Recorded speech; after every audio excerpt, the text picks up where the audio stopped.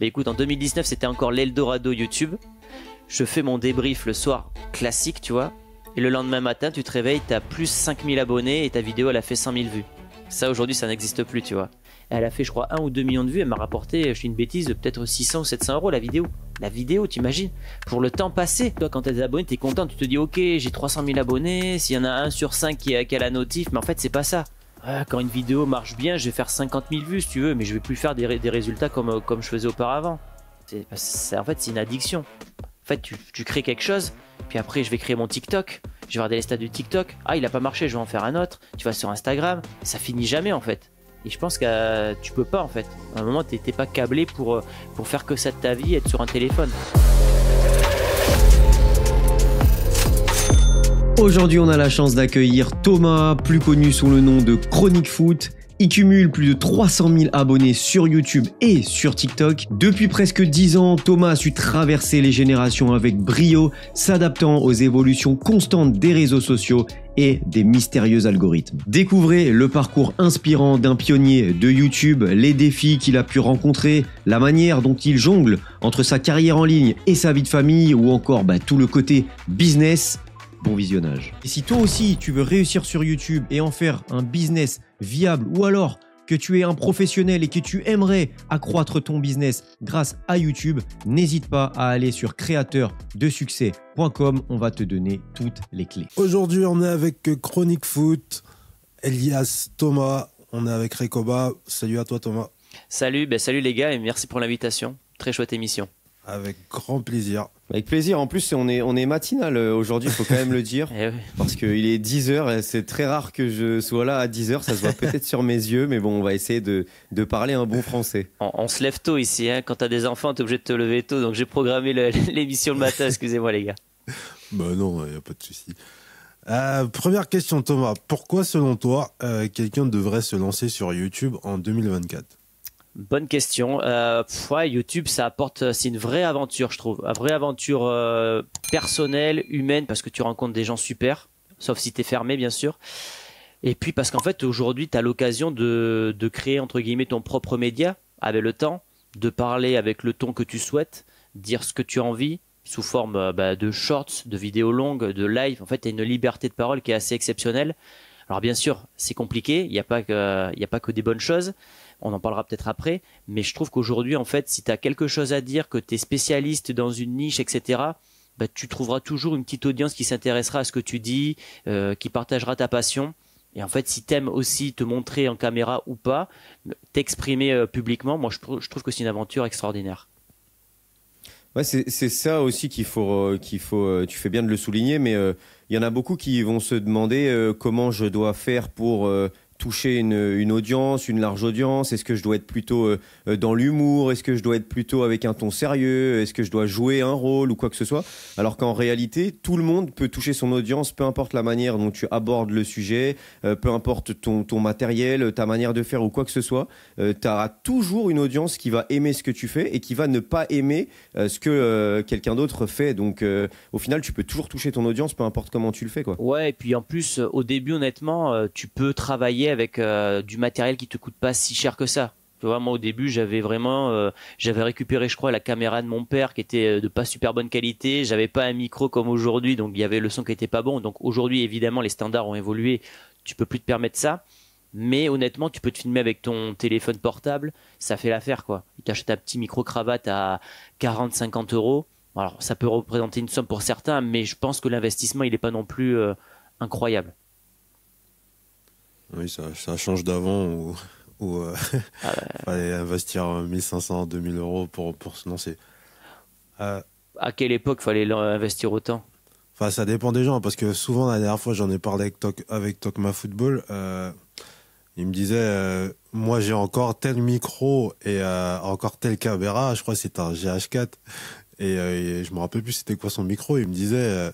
Là, faudrait que je change. Je lui dis, en fait, on m'a arnaqué. Moi, pour me lancer sur YouTube, j'ai pris la caméra qui est au-dessus de la tienne. J'ai pris le micro en Shure, comme tout le monde, comme Rico est là, comme j'ai actuellement. Et je lui dis, moi, à l'époque, quand je me suis lancé, tout le monde me disait, il fallait que tu prennes ça et tu prennes ça. Et du coup, j'ai pris du matos grave. Il y a une part de vérité aussi, c'est qu'aujourd'hui, en fait, en 2024, enfin moi j'ai commencé en 2015. Alors vraiment du côté amateur, mais c'était vraiment les trucs dans la chambre. T'avais pas de décor, pas de son, et en fait les gens ils n'avaient pas été habitués à la qualité d'aujourd'hui. Donc évidemment que si tu arrives aujourd'hui et que tu as une qualité pourrie en termes d'image et de son, bah, les gens ils vont vite passer à autre chose parce qu'ils se sont habitués à un certain standard sur Internet. Maintenant, je pense qu'au tout début, t'es pas obligé d'investir des sommes comme ça et que tu peux le faire au fur et à mesure. En tout cas, moi, c'est avec les sous que j'ai récoltés au début de YouTube que j'ai mis un petit peu de côté, que je me suis acheté du micro, des caméras, etc. Mais au début, sinon, c'était vraiment basique. Hein. Puis aussi, je pense que maintenant, ça s'est un peu démocratisé et je pense que le fait que, tu vois, il y ait l'explosion un peu de YouTube, que de plus en plus on utilise des micros, des caméras, etc. Ben, je pense que les marques aussi ont développé énormément des caméras, des micros, etc., des 2 en 1. Maintenant, on peut voir des micros comme celui-ci qui fait USB et XLR. Donc, il y a des gammes aussi qui se sont forcément développées. Et je pense que le fait qu'il y ait de plus en plus de produits par rapport à YouTube, soit les micros, les caméras, etc., même maintenant les iPhones, tu peux utiliser un iPhone 14, 15, 16 maintenant qui filme très très bien. Ben, je pense que ça a aussi permis à avoir des prix peut-être un peu plus bas puisqu'il y a de plus en plus de produits. Mais moi, sur mes vidéos sur Chronique Foot, j'utilise mon téléphone, mon iPhone 14 Pro. J'utilise ça pour filmer. La qualité est très très bonne. Donc, mais en fait, ce que tu dis, c'est intéressant parce que c'est là où on voit aussi que la mentalité a changé. Moi, tu sais, au tout début, bah, tu t'oses pas trop dire ce que tu fais sur Internet, etc. Aujourd'hui, en fait, ça s'est vachement démocratisé et même professionnalisé. Donc, c'est pour ça qu'aussi qu'il y a beaucoup plus de matériel qu'auparavant. Et même aujourd'hui, de dire je suis créateur de contenu sur Internet, c'est beaucoup plus facile aujourd'hui qu'il y a 10 ans. Totalement, totalement. Et en parlant d'il y a 10 ans, aujourd'hui, tu es à 330 000 abonnés et plus. Je crois que c'était 337. Ouais. Mais ton aventure YouTube, elle a commencé quand exactement? Est-ce que tu peux nous raconter tes débuts? Ouais, en fait, au début, moi j'étais un grand consommateur de YouTube. J'ai dû commencer aux alentours de 2012. C'était l'époque Cyprien, Norman, enfin tous ces mecs-là. Et en fait, j'aimais bien suivre. Et déjà, je m'attachais un petit peu aux personnages, etc. Et en fait, fin 2014, moi je vais au Brésil voir la Coupe du Monde. Et en fait, il y a déjà l'idée qui me trotte dans la tête. Sauf que j'ai pas le temps, parce que j'ai mon entreprise à côté, etc. Mais déjà, l'idée a commencé à germer dans ma tête. D'ailleurs, j'aurais aimé faire des petits vlogs là-bas, ça aurait été bien pour lancer la chaîne.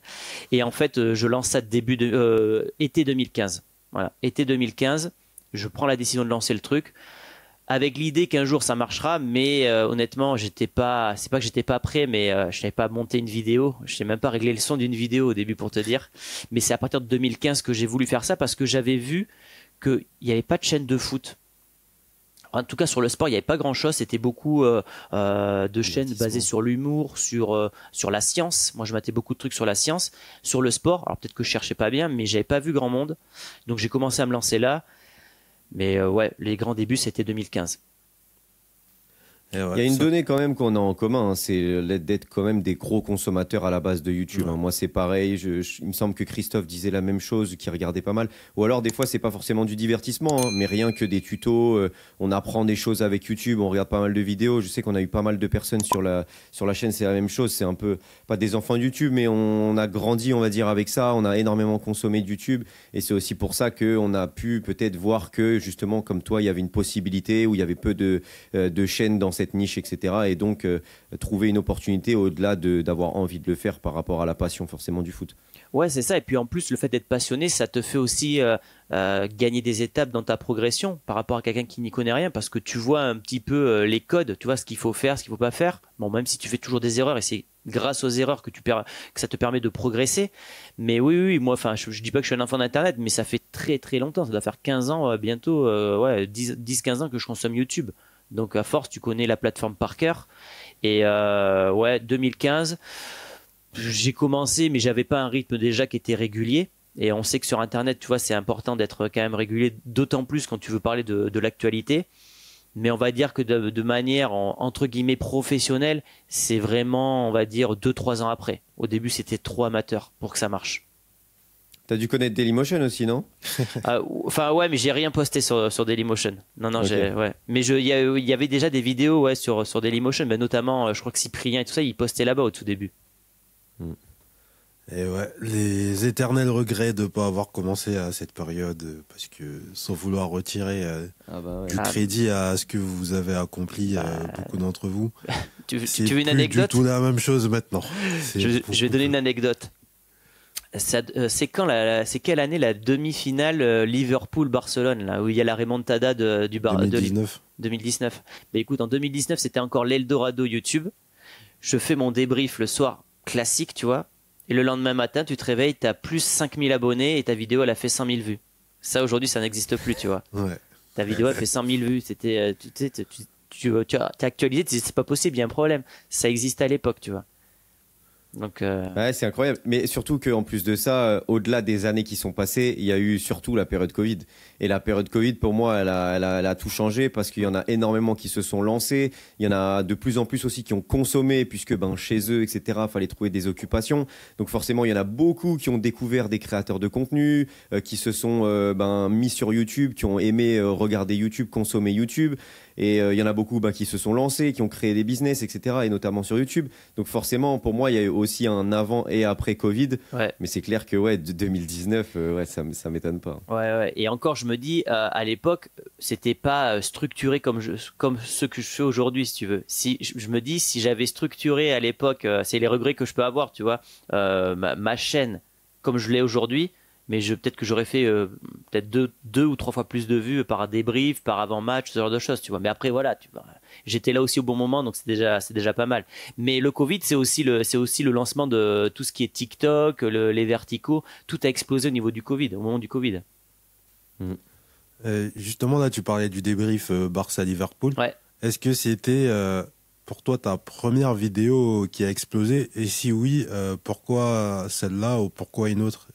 Non, moi, c'est pas ma chaîne, elle a pas explosé grâce au débrief. Au début, je faisais j'avais pas de ligne éditoriale. En fait, c'est pour ça que j'ai perdu du temps aussi sur YouTube, c'est que bah, j'avais pas trop de ligne édito dans le sens que je pouvais faire une vidéo d'actualité et 3 jours plus tard faire une vidéo rétro. Donc en fait, si tu veux, l'algorithme il comprenait pas trop où allait ma chaîne. C'est pour ça que je perdais du temps. Hein. Je pense qu'au bout d'un an, j'avais 1000 abonnés. Au bout de 2 ans, j'en avais 3000. Tu vois, j'aurais pu abandonner. Ah oui, d'accord, ok. Ah Ouais, oui, ouais, ça a été ouais. très long le début. Ça a été très long. Et à partir de la 3e année, j'ai fait x10, je suis passé à 30 000. Et c'est à partir de là, je me suis dit, ok, là, il y a moyen peut-être un jour d'atteindre les 100 000 ou quelque chose comme ça. Et je pense qu'à partir de ce stade-là, on doit pouvoir en vivre, quoi. Mais les débuts, ça a été très compliqué. Et c'était quoi déjà la question, pardon? C'est laquelle de tes vidéos qui a explosé Ouais, en première et c'était pourquoi celle-là?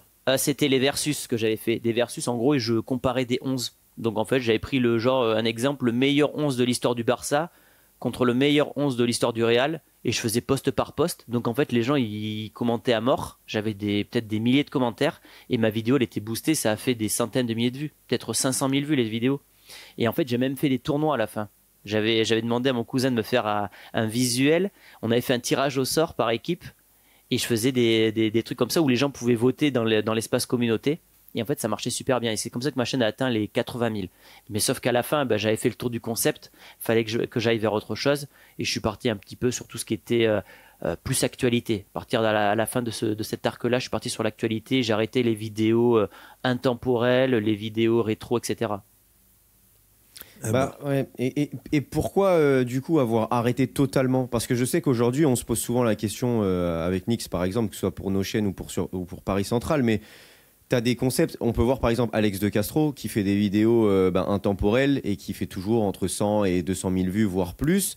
Mais tu as aussi des vidéos d'actualité qui forcément t'amènent énormément de trafic rapidement, mais qui peut-être au bout de 2-3 jours s'essoufflent. Ouais, c'est clair. Comment on fait pour choisir Alors, moi, il y a une raison à ça, ça a été les droits d'auteur par rapport aux vidéos. En fait, si je voulais raconter, je te dis une bêtise, l'histoire de Zidane au Real Madrid ou les trucs comme ça, en fait, je m'étais fait pas striker, mais j'avais eu des problèmes de droits d'auteur. Et je trouve que parler des fois d'un joueur du passé, tout ça, sans image, ça faisait la vidéo un peu fade. Donc je me suis dit, bon, si à chaque fois que je poste une vidéo, j'ai la boule au ventre de savoir si ma vidéo va sauter et que ma chaîne peut être en danger, ça m'intéresse pas trop.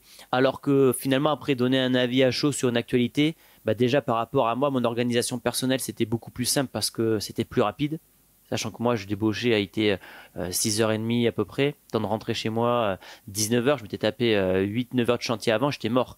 Donc, j'avais pas le temps de bosser des vidéos intemporelles comme ça aussi. Du coup, ça, c'était la première vidéo qui a explosé. Mais ensuite, on a vu que tu as un petit peu la même maladie que nous avec ton associé Christophe.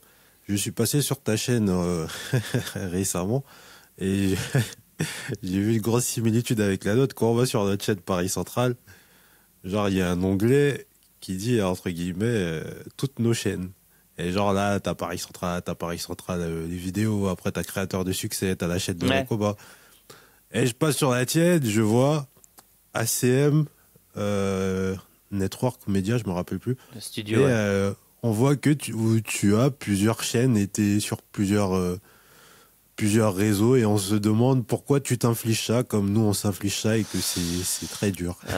C'est un peu, tu sais, c'est le côté addictif des réseaux. Hein. C'est que tu fais quelque chose et après tu te dis bon, ok, c'est bien ma chaîne, mais je parle que de ça. Est-ce que je peux parler d'autres choses?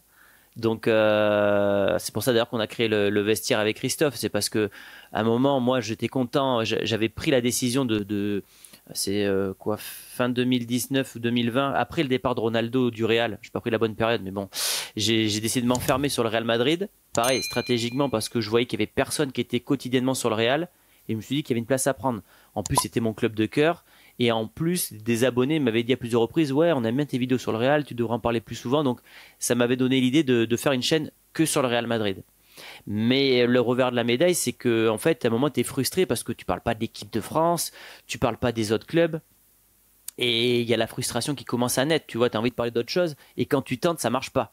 Donc en fait, à un moment, je me suis dit, bon, j'ai rencontré Christophe entre-temps. Lui, il avait eu le même problème avec sa chaîne.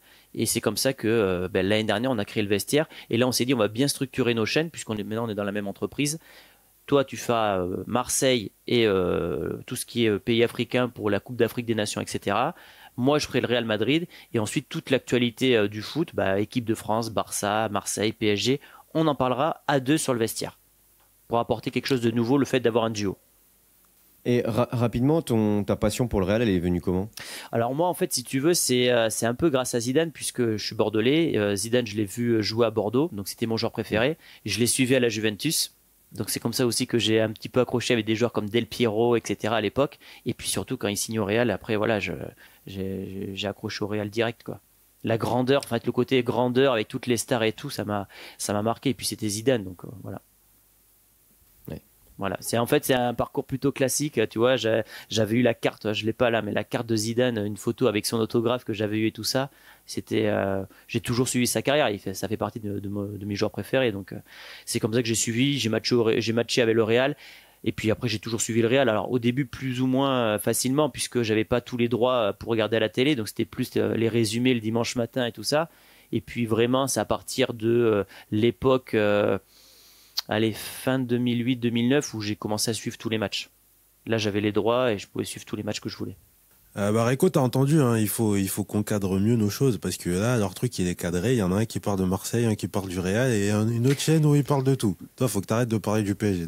Non, c'est lui qui l'a dit, c'est pas moi. C'est compliqué à prendre comme décision. Moi, c'est vrai que dès le départ, je parlais d'un petit peu tout.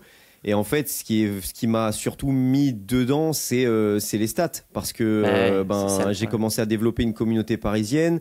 Moi, mon club de cœur, c'est le Paris Saint-Germain. Donc, naturellement, j'en parle un petit peu plus. J'ai aussi plus de capacité à en parler.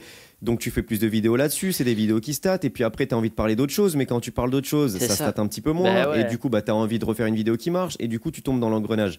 Donc là, je me suis rouvert un petit peu plus comme au départ. Ça prend un petit peu de temps. C'est malheureux parce que des fois, tu fais des bonnes vidéos hyper cool, hyper quali. Ça se ressent pas sur les statistiques, malheureusement. Mais ouais, j'aurais peut-être pu aussi penser à faire une deuxième chaîne. Mais je suis resté sur ma chaîne principale où je me dis, allez, c'est ma chaîne à moi. Je parle de tout et ça plaît, tant mieux. Ça plaît pas, tant pis. Ouais, après, tu peux toujours te dire, donc toi, tu es sur le PSG, je fais, j'en sais rien, 7 vidéos sur le PSG et puis j'en fais 3 sur d'autres clubs. Tu vois, j'ai vu que tu avais fait des vidéos cet été sur le Barça, sur le Bayern. Elles ont plutôt bien fonctionné. Tu vois, le concept était bon et tout ça. Mais la différence d'aujourd'hui, c'est que j'ai l'impression que l'algorithme par rapport à l'époque Eldorado, comme j'appelle, c'est que aujourd'hui, c'est plus dur d'avoir une vidéo qui va buzzer et faire des chiffres de malade. Et donc t'ouvrir à une nouvelle audience. Par rapport à l'époque où, 2019, tu pouvais parler peut-être du Barça, de n'importe quel club, mais en fait, tu avais l'occasion, l'opportunité d'être vu par une nouvelle cible. Aujourd'hui, c'est vachement compliqué de s'ouvrir. Et vu qu'après, on est addict aux chiffres, qu'on regarde les chiffres, et il ne faudrait pas le faire, tu vois, et bien en fait, on s'enferme petit à petit. Ouais, c'est ça, par exemple, tu vois, c'est bête, mais quand j'avais fait le mercato idéal du Barça, je m'attendais pas à faire autant de vues. Bon, j'en ai fait 30 000. Alors ça, c'est génial. Tu te dis, bon, Ouais, tant c'est mieux énorme. et tout, la vidéo marche, c'est super. Et en plus de ça, tu te dis, forcément, tu as gagné pas mal d'abonnés du Barça. Tu vas pouvoir en reparler, ce qui fait plaisir. Et en plus de ça, tu auras déjà des abonnés de base qui vont pouvoir la regarder. Sauf qu'au final, quand tu en refais une, finalement, elle est beaucoup moins diffusée que les précédentes que tu as pu faire sur le Barça. Donc, tu as l'impression que c'est un peu pile ou face. Soit l'algorithme va vraiment la montrer, va vraiment voir que tu parles du Barça et donc va la divulguer aux Barcelonais, etc. Soit, finalement, alors qu'il voit que c'est le même sujet, il va pas la divulguer. Donc, c'est un petit peu bizarre. Tu comprends pas trop. En fait, j'ai l'impression que l'algorithme, c'est un peu comme sur TikTok maintenant, c'est qu'au début, l'algo, il propose ta vidéo à un groupe très fermé de tes abonnés, on va dire 100 ou 200. Suivant comment ça a cliqué, réagi, commenté, etc., il va l'ouvrir à une plus large audience, et ça peut être exponentiel. Mais j'ai l'impression, si tu veux, que par exemple sur d'autres réseaux comme TikTok, ça peut exploser beaucoup. Bon, moi, j'ai fait des vidéos qui ont fait des millions de vues. Sur YouTube, quand une vidéo marche bien, je vais faire 50 000 vues, si tu veux, mais je vais plus faire des résultats comme je faisais auparavant. Ouais, Donc, en fait, tu as l'impression que l'algo, il te que ce bride. soit sur TikTok, ouais, exactement, il te bride. Tu as l'impression qu'en fait, limite, il est là et puis il te donne un petit peu, puis après, hop, tu as atteint un plafond, il arrête. C'est ça. Tu as des vidéos qui fonctionnent super bien et puis d'un coup, elles s'arrêtent. Au lieu de mourir petit à petit, ça s'arrête. Ouais. C'est assez bizarre. Tu sais, tu as le classement des 10 dernières vidéos là. Déjà, bon, ça, je pense que c'est pas une bonne chose parce que dès que ta vidéo elle est 10 sur 10, t'es en bas toute la journée. C'est horrible. Ça, c'était une connerie qu'a fait YouTube. Bon, bref. Mais moi, dans mon classement, ce qui est assez incroyable, c'est qu'elle est divisée en 3 parties. La première partie, c'est les débriefs. Donc là, c'est toujours, dès que je sors un débrief, c'est top 3, top 4, obligatoire. Ensuite, je vais avoir les vidéos d'actualité dans le deuxième tiers. Et dans le dernier tiers, je vais avoir les avant-matchs. Mais ce qui est rigolo, c'est que au bout d'une demi-heure ou une heure de diffusion, c'est à la vue près que c'est diffusé. C'est-à-dire qu'en fait, dans mon classement, je dis une bêtise, ça va être 2200 vues en une demi-heure. Ça va pas être 2200 et 2600, ça va être 2200, 2200, 2200 pour les 3 avant-matchs. Tu as l'impression qu'en fait, l'algo, ok, c'est un avant-match, je diffuse à ce rythme-là, c'est un débrief, j'ouvre les vannes, tu vois. C'est très bizarre comme sensation. Content d'entendre ça parce que je commençais à me dire que j'étais parano. Non, franchement, des fois, ça pose... Mais là, pendant l'été, on faisait des lives 3 fois par semaine. À chaque fois, ça faisait 10 000, 11 000. Après, ça s'arrêtait. Ça faisait pas... je sais pas, moi, ça pouvait faire 8 000 une fois, 14 000 deux fois. Non, à chaque fois, c'était 11 000, 11 000, 11 000. Tu te dis, c'est pas possible qu'à chaque fois, il y ait le même nombre de personnes qui regardent tes vidéos. Il y a un problème. C'est ça qui est très bizarre. Mais après, je pense que ça dépend aussi les chaînes sur YouTube, tu vois. Parce que on dit souvent... Ouais, quand tu fais une chaîne avec des vidéos normales, fais pas des lives, fais pas des vidéos courtes parce que ça peut te flinguer l'algorithme. Mais tu as des contre-exemples en fait, et c'est ça qui est bizarre. J'ai vu votre vidéo avec l'immigré parisien, lui il fait des vidéos et des lives, et les deux fonctionnent très bien. Et il y a une émission, là je sais pas si vous connaissez, celle de Legend, Guillaume Play, c'est format très long. Et lui il cartonne sur le format donc d'1h30, 2h, mais il marche très bien sur les formats courts. En fait, il découpe son émission en 15-20 parties. Et ça marche très bien en format court et en format long. Donc en fait, je sais pas s'il y a une formule magique sur YouTube. Je pense que c'est vraiment comment tu as habitué l'algorithme avec ta chaîne dès le début. Tu vois, nous par exemple sur le vestiaire, dès le début on a parlé de plein de clubs. Et aujourd'hui en fait on peut parler de plusieurs clubs. Parce qu'on a habitué régulièrement à parler de Marseille, du PSG, du Barça, du Real, accessoirement de l'équipe de France. Et aujourd'hui on peut parler à peu près de tout. Alors, on fera toujours peut-être un petit peu moins sur des clubs avec de moins grosses communautés. Mais aujourd'hui, c'est vrai qu'on peut se targuer de pouvoir parler d'un peu de tout. Et ça, c'est parce qu'on a peut-être habitué l'algorithme dès le début. Chose que moi, par exemple, je n'ai pas fait sur Chronique Foot. Ok. Mais justement, en parlant de YouTube et de l'algorithme, qu'est-ce que tu penses de l'avenir de YouTube? Parce qu'il y a une arrivée de plus en plus de créateurs. Comme on disait tout à l'heure, on a l'impression que YouTube essaie de contenter tout le monde. Donc, le mec qui faisait 100 000, du coup, YouTube va donner 25 000 à 4 personnes différentes. Est-ce que tu n'as pas peur d'un nouvel algorithme? D'ailleurs, ils en ont déjà un peu parlé, mais qui se dirigerait vers TikTok, où le contenu serait plus mis en avant que les créateurs. C'est-à-dire que tu vas aller sur YouTube, aujourd'hui tu vas avoir la vidéo de Chronique Foot, demain tu vas avoir une autre vidéo de je sais pas qui, parce que ton intérêt c'est le Real Madrid. Donc il y aura plus ce lien que tu as avec ton créateur, ou le mec que tu as regardé plusieurs fois, bah, tu vois sa vidéo direct dans ton accueil. Est-ce que tu n'as pas peur de ça? Mais ça fait des années que j'ai l'impression que les abonnés n'ont pas enfin, ne peuvent plus voir ta vidéo en avant sur la partie accueil, etc. En fait, c'est qu'une partie des abonnés qui a accès, et après, tu as peut-être 50 ou 60% de ton audience qui vient d'ailleurs. Enfin, en tout cas, moi, sur mes stats, c'est un peu comme ça. J'ai pas 80% de mes vues qui sont des abonnés. Donc, il y a déjà une espèce de visibilité qui est assez opaque, obscure sur YouTube. Je sais pas trop comment ça marche. Après, depuis quelques temps, ce qu'on voit, c'est que c'est les formats courts qui sont mis en avant. Les formats courts, dès qu'il y a eu la sortie de Shorts, moi, je m'y suis mis aux Shorts dès que c'est sorti. Mes vidéos, elles faisaient 500 000 vues, les Shorts. Et j'ai gagné 8-10 000 abonnés par mois. Et à un moment, je me suis dit, ok, mais ces abonnés, est-ce qu'ils vont regarder mes vidéos longues? J'ai pas vu de réelle augmentation. Donc au final, je me suis dit, bon, j'arrête quoi. J'arrête parce que j'ai peur que finalement ça me détraque un petit peu la chaîne. Parce qu'on m'avait toujours dit, attention, faut pas faire ça. L'exemple, c'est un peu Thibaut InShape. Hein. Thibaut InShape, il a un peu détraqué sa chaîne à force. Parce qu'il n'a pas équilibré ça, tu vois. Il fait je sais pas combien de verticaux par jour, de vidéos verticales. Ben là où avant il faisait 3-4 millions de vues, aujourd'hui il peine à faire 300 000 vues. Ça a été divisé par 10, tu vois. Donc c'est compliqué. Ouais, sur ces vidéos longues, ça s'est ressenti. Hein. Il dépassait, bon, déjà habituellement, on va dire qu'il était une bonne vidéo, ça dépassait le million. Une bonne vraie vidéo YouTube. Ouais. Maintenant, avec tous les shorts qu'il a pu faire, c'est vrai qu'il est plus aux alentours des 300, 400, 500 000. Ça l'a un peu déréglé. Et puis maintenant, il a totalement changé. D'ailleurs, il fait un contenu un peu plus à dans le game, dans son game un peu fitness. C'est Sam Souley qui est aux États-Unis qui a révolutionné ça un peu avec les formats ultra longs, 1 heure, plus pas de miniature, vraiment le truc tout simple, où tu parles face caméra, pas de montage et tout. Là, il est plus là-dessus maintenant. Thibaut, il fait du 100 000, 150 000 vues.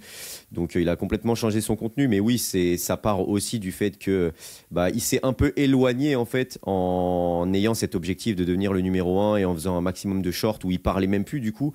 Donc, et en plus, il touchait une audience à l'étranger. Ouais, au final, il s'est complètement éloigné de sa communauté principale et ce nouveau format, c'est un peu un retour vers ça. Mais je voulais dire un truc de base par rapport au format court.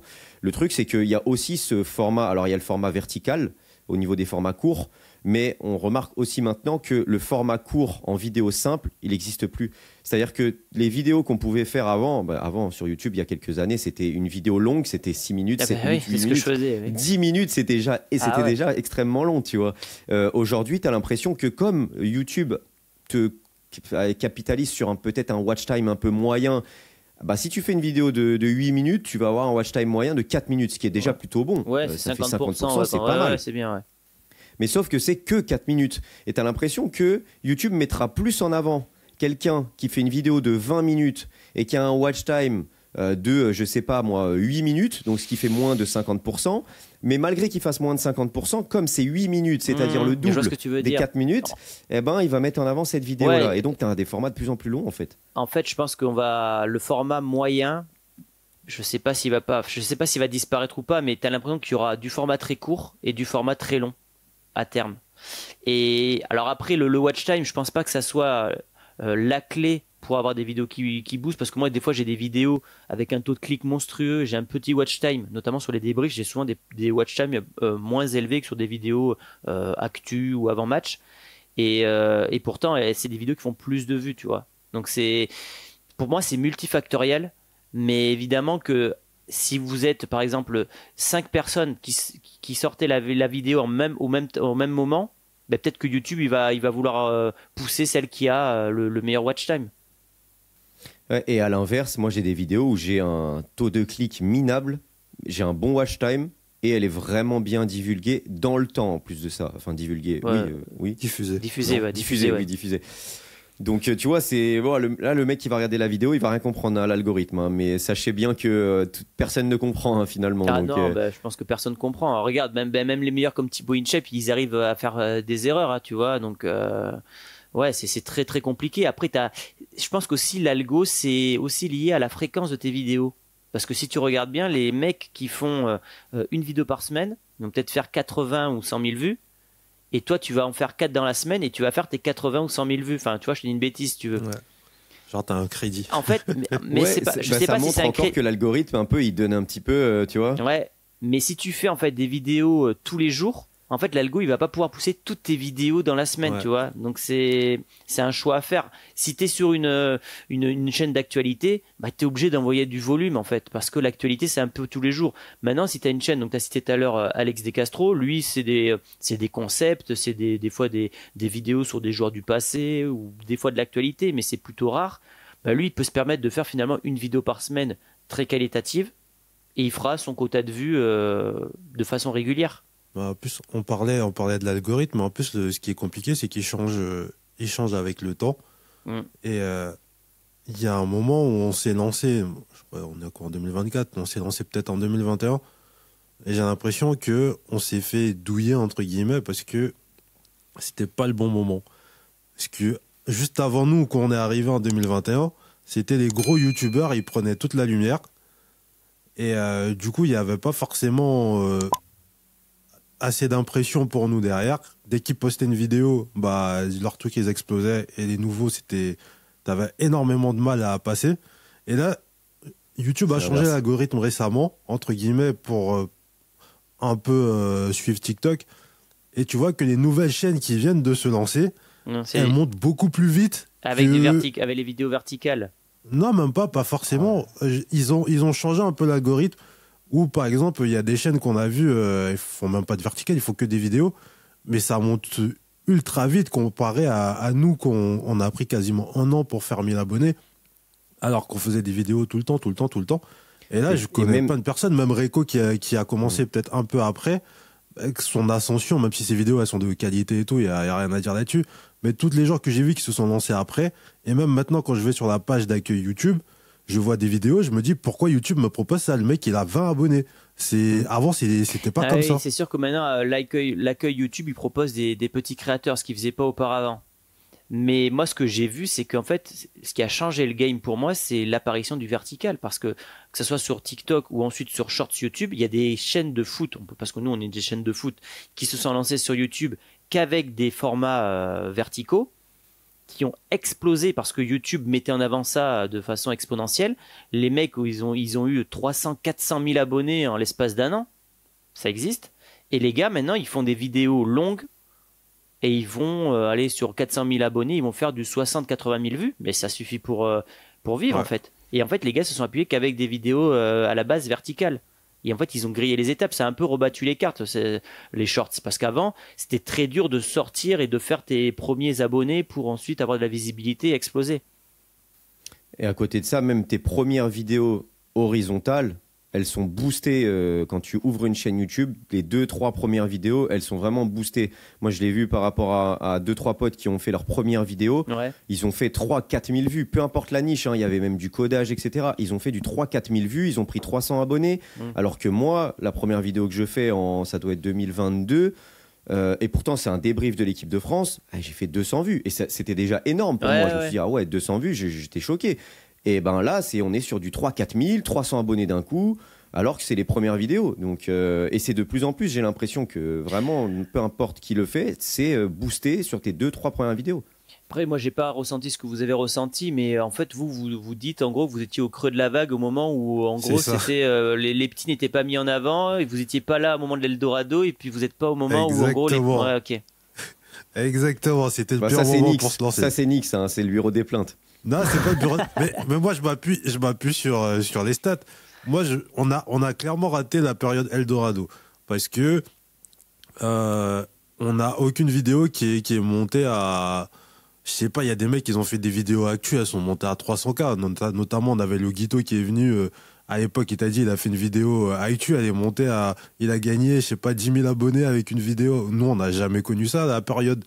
Même les mecs, parce qu'on pourrait dire que c'est nos vidéos qui sont pas bonnes, même les mecs qui ont commencé en même temps que nous, il y a personne qui a réussi à faire des choses comme ça. Et maintenant, tu te rends compte, comme je t'ai dit, que sur la page d'accueil, ça me propose des gens qui ont pas d'abonnés. Et tu te dis, le mec, il a lancé sa chaîne il y a 3 semaines, pourquoi il est sur la page d'accueil alors que nous, à l'époque, on n'était pas sur la page d'accueil. C'est pour ça que moi, j'ai senti qu'il y a eu... Parce que ça, c'est un truc qui est ultra présent sur TikTok. C'est pour ça que je pense que YouTube s'est dirigé là-dessus, mais sur TikTok, tes premiers TikTok, ils sont boostés. Et c'est fait exprès, entre guillemets, pour te Jusqu'à que retenir sur les 10 000 l'application. abonnés, après ça ralentit les vues, généralement. Voilà, c'est exactement. C'est pour te. Mm. Parce qu'il y a plein de gens, à mon avis, qui se sont lancés sur YouTube. Et après, vas-y, ça prend pas, ils ont abandonné. Bah là, YouTube, ils se disent, bah viens, on va te donner plein de vues et des trucs comme ça tout de suite. Comme ça, on te retient sur la plateforme. Bien sûr, c'est Et après- il y a et une après, tu concurrence des continues. plateformes. Hein. De toute façon, ça c'est certain. Ouais, pour moi, le gros regret, c'est que tu as l'impression que tes abonnés, ils n'ont pas accès à tes vidéos. Parce qu'en fait, toi, Ouais. quand tu as des abonnés, tu es content, tu te dis, ok, j'ai 300 000 abonnés, s'il y en a un sur 5 qui a la notif, mais en fait, c'est pas ça. Et donc, que tu apparaisses ou pas sur la page d'accueil, ça, c'est pour toucher une nouvelle cible. Mais ce que tu veux avant tout, c'est que ton audience que tu as acquérie par le passé puisse avoir accès à ta vidéo ou au moins voir que tu as sorti une vidéo. Et aujourd'hui, c'est pas forcément le cas. Bah ouais, parce ouais, t'as l'impression qu'elle est diffusée à finalement des viewers qui sont intéressés par le même thème ou qui pourraient découvrir ta chaîne, limite plus que tes abonnés à la base.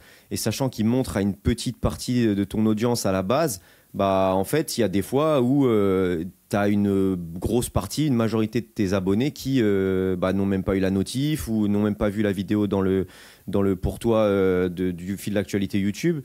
Donc ouais, c'est assez spécial, mais après il y a un contre-exemple aussi. Tu as quand même BR10 qui a fait des vidéos par exemple où il a pu dépasser les 100K plusieurs fois, alors que c'est vrai qu'on le disait, c'est quelque chose d'assez rare aujourd'hui. Donc il y a tout et son contraire, quoi. C'est un petit peu bizarre. Hein. Ouais, il y a pas de recette miracle. Je pense que chaque chaîne est différente. BR10, c'est un peu il fait pas mal de concepts, tu vois aussi. Alors là, il s'est mis un petit peu sur l'actualité récemment, mais c'était aussi des concepts style le truc du mercato idéal, ce genre de choses. Ça, c'est des formules qui marchent bien, tu vois. Les gens, ils adorent le mercato et ça te permet d'accrocher une cible. Mais le problème, c'est que même quand tu gagnes des abonnés, tu sais pas, c'est ce que tu disais tout à l'heure d'ailleurs, tu sais pas si derrière ils vont venir voir tes autres vidéos. Et moi, ça a été une des raisons pourquoi je me suis aussi mis sur le Real Madrid. Parce que je me suis dit, si je propose que des vidéos Real Madrid, en fait, le mec, s'il est fan du Real, il viendra me revoir, tu vois. Et moi, j'avais besoin aussi dans mon business plan de dire, ok, il faut que je fasse tant de vues.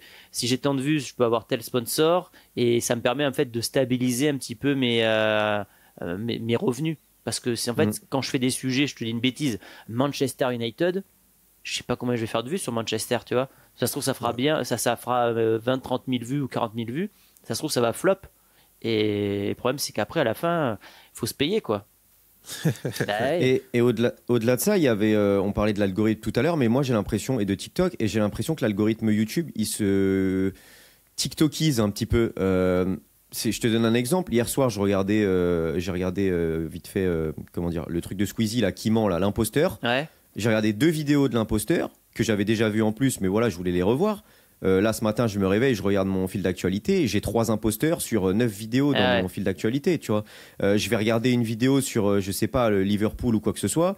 Une seule, je reviens après, j'ai 2, 3, 4 vidéos qu'on me propose sur Liverpool ou sur des créateurs de contenu, tu vois, qui peuvent toucher Liverpool. Donc, j'ai l'impression qu'il est devenu très agressif aussi. Et au final, maintenant, le problème, c'est aussi ça, c'est que aujourd'hui, les gens n'ont pas forcément envie de s'abonner ou n'ont pas l'habitude de s'abonner parce que finalement, ça ne sert plus à rien. Oui. Être abonné à quelqu'un aujourd'hui, ça va. Limite, si tu n'es pas abonné, tu vas avoir plus de vidéos du créateur en question que si tu l'étais. Donc finalement, l'algorithme va te proposer du contenu en masse de ce que tu regardes. Alors, est-ce que ça sert vraiment de s'abonner ? Ça ne veut plus rien dire finalement. Après, il y a une guerre entre Google et TikTok. Hein. TikTok, ça a complètement chamboulé le truc. C'est en train de devenir limite, tu sais, un moteur de recherche. Les gens maintenant, ils vont sur TikTok pour chercher, poser une plainte, faire ça en bricolage. Il y a toujours un mec fin fond de la France ou de n'importe quel pays qui a fait une vidéo sur ça. Et les gars, en fait, ils se rendent compte que Google, c'est en train de commencer à diminuer par rapport à TikTok. Donc, en fait, eux, pour répondre, ils sont obligés de faire aussi comme TikTok. Hein. C'est une concurrence. Donc, c'est... Ouais, après, tu dois te poser la question, est-ce que je préfère avoir, je te dis une bêtise, pas beaucoup d'abonnés et faire beaucoup de vues, ou avoir beaucoup d'abonnés et pas faire de vues, tu vois. Donc, le mieux, ça serait d'avoir les deux. Mais à choisir, qu'est-ce qu'il faut prendre, tu vois. Bah, ce serait vite répondu de base, mais après, une fois que tu constates que les sponsors, ils se basent plus sur des abonnés que des vues, des fois, ça devient problématique. Je sais pas si ça n'a pas changé un petit peu, ça quand même, tu vois. Ça dépend lesquels, ouais. C'est vrai que, en fait, suivant les sponsors que tu touches et qui s'en occupent, parce qu'il y en a, bon, bah, ils sont un peu à l'ancienne et ils regardent uniquement l'image, ou alors ils en ont rien à faire, ils regardent uniquement l'image que tu dégages, donc c'est-à-dire surtout tes abonnés, et ils vont pas forcément regarder tes vues, regarder tes contenus, etc., ce qui fait le plus de vues ou quoi que ce soit. Et il y en a, par contre, ils sont quand même très au fait et ils savent que les abonnés aujourd'hui, ça veut pas dire grand-chose et que l'important, c'est surtout ton volume de vues, quoi.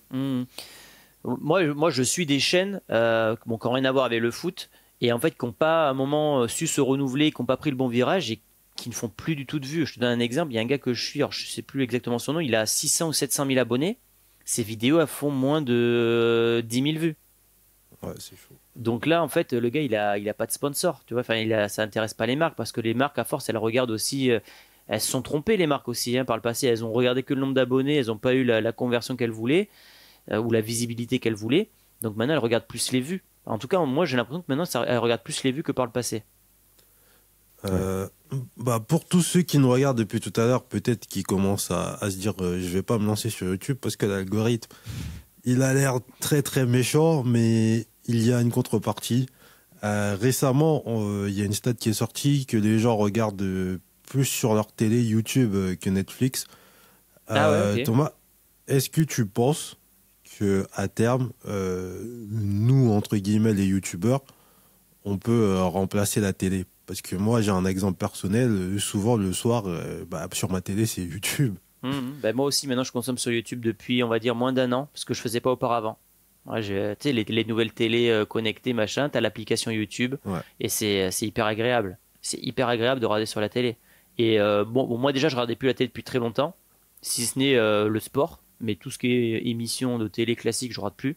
Donc je consommais YouTube sur tablette ou sur téléphone, mais maintenant sur télé. Et ce que je disais à Christophe l'autre jour, quand vous allez dans vos datas, moi, il y a un truc qui a changé, c'est que la partie télé, on peut voir tu sais, sur où c'est que regardent les gens, mais ça a quand même pas mal augmenté par rapport à il y a 2-3 ans. Avant, ça représentait, je te dis une bêtise, 1 ou 2%. Maintenant, ça peut aller jusqu'à 15%, tu vois. Ouais. Et pour moi, ça va. Je sais pas si ça remplacera véritablement la télé, enfin les émissions de télé ou pas. Quoique Internet, ça prend le pas depuis quand même 10 ans. Mais en tout cas, ce qui est sûr, c'est qu'il y a quand même une progression constante depuis des années. Maintenant, il faut voir jusqu'à où ça va aller. Mais oui, il y a une progression, c'est clair. Bah ouais, moi je te dis la même chose par rapport à ça, c'est que bah, déjà on a à peu près le même âge tous et au final on regarde plus la télé. Voilà.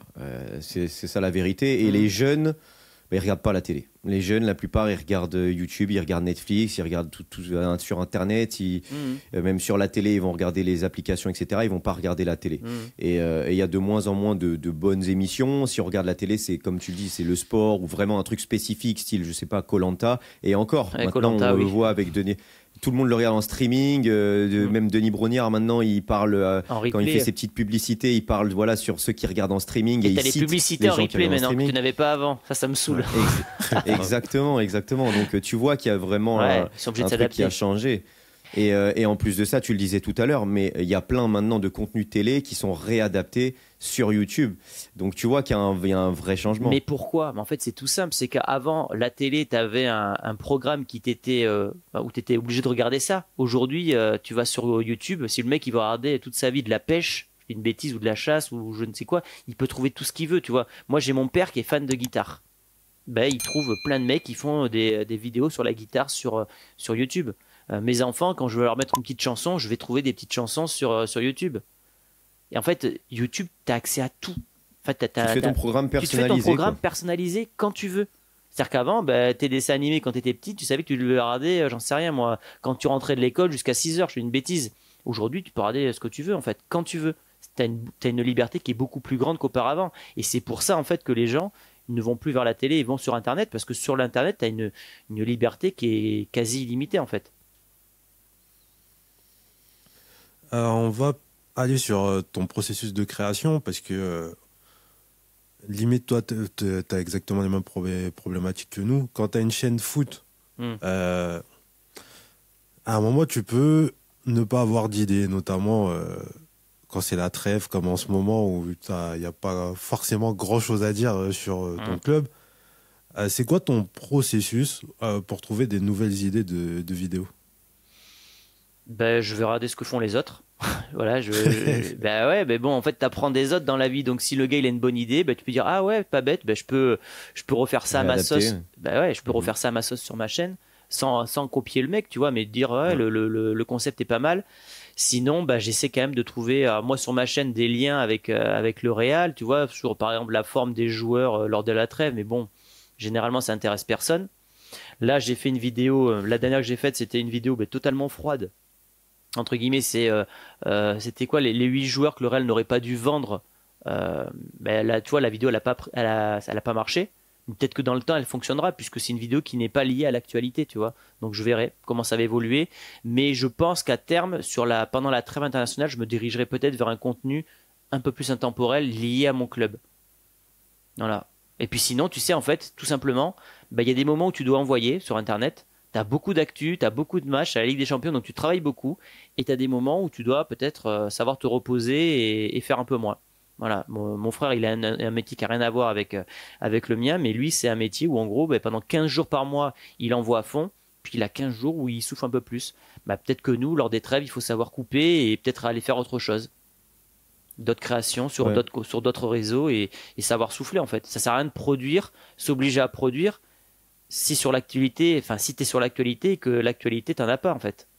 Ouais, mais ça c'est un point que tu soulignes qui est très très vrai, c'est qu'on se met toujours la pression. Tu sais, on poste une vidéo, on est déjà focus sur les stats qui arrivent et surtout sur la prochaine vidéo, l'idée de la prochaine, qu'est-ce qu'on va faire pour la prochaine. Et au final, toute l'année, on fait ça, on fait ça, on fait ça. Ouais. L'année, elle passe à une vitesse incroyable. C'est Tu ça. te dis, ah, attends, cette vidéo, je l'ai déjà fait il y a je sais pas combien de temps et j'ai sorti déjà tant de vidéos depuis. Et c'est vrai que même quand il y a des temps un petit peu morts comme pendant la trêve, on est quand même constamment en train de se dire, qu'est-ce que je vais faire, quelle vidéo je vais faire, quelle vidéo je vais sortir. Alors qu'en plus de ça, il y a moins de vues, il y a moins de demandes, mais nous, on est toujours dans ce processus de se poser cette question-là, et ça met beaucoup de pression. Et mine de rien, il y a des moments où, alors, moi aujourd'hui, je suis encore dans cette période-là, donc c'est dire, alors que pourtant, j'ai pris le truc, j'ai pris conscience du truc, tu vois. Mais il y a un moment donné, il y a quelques mois de ça, où je m'étais détaché justement de cette pression-là, et où je m'ai dit, mais en fait, aujourd'hui, si tu sors pas une vidéo, c'est pas grave, c'est pas grave. Tu sortiras une vidéo demain ou dans 2, 3 jours, c'est pas grave, souffle. Et je m'étais détaché un peu de ces stats et de cette pression-là. Et franchement, tu te dis, mais en fait, c'est le secret. Ça fait, c'est impératif. Ouais. Et pourtant, je suis encore retombé dedans. Tu vois, comme quoi, c'est difficile. Mais c'est vrai qu'on se met cette pression-là de toujours trouver des vidéos, de sortir des vidéos, alors que on pourrait juste en fait souffler, se reposer, se dire que il y a des temporalités, quoi. Exactement, il faut savoir souffler. Et moi, cette année, enfin cette saison, je pense qu'il y a des moments où je vais carrément partir en vacances. Chose que je faisais pas auparavant, mais là, maintenant que je suis à temps plein sur YouTube, en fait, rien m'oblige à rester. Je peux partir avec ma femme et mes 2 enfants, partir en vacances une semaine, tu vois. Mais au moins, tu coupes un petit peu, ça te fait du bien mentalement, parce que d'être constamment dans la création, chercher une idée, regarder les chiffres, c'est pas ça en fait. Au bout d'un moment, tu vrilles. Donc, puis après, sinon, pour répondre à ta question, Nix, bah, ça m'arrive de regarder ce que j'ai fait par exemple, on prend la trêve internationale là, bah, qu'est-ce que j'ai fait l'an passé? Il y a des vidéos qui avaient bien marché, bah, tiens, bah, je vais l'actualiser, je vais la refaire. Voilà. Une vidéo par an pour le mois de septembre, la première trêve, je vais faire ça. Là, par exemple, j'ai fait un premier bilan sur le Real Madrid, qui a bien marché, elle a fait 35 000 vues, je crois. Donc, voilà. Ça m'arrive de faire des fois des vidéos comme ça, mais sinon c'est sûr qu'il y a toujours des moments plus creux. Alors que la semaine prochaine, tu as la Ligue des Champions, bah si tu veux, je vais pas chercher des idées, hein, ça va être facile. Hein. Ouais, c'est clair. Ouais. Donc, faut s'adapter. Bah, j'avais prévu de te poser une question un peu plus tard, mais tu as un peu répondu maintenant. Est-ce que tu penses que la régularité, ça compte vraiment? Et justement, je vais aller prendre l'exemple de moi.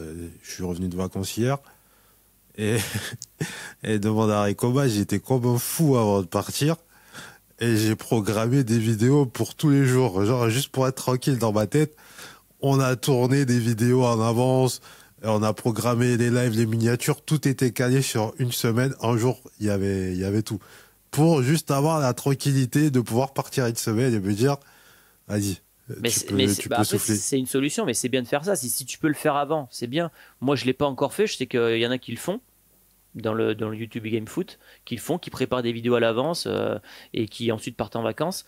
Là, moi, cet été, par exemple, j'ai pris la décision de 15 jours, je fais rien. Pendant 15 jours, j'ai rien fait.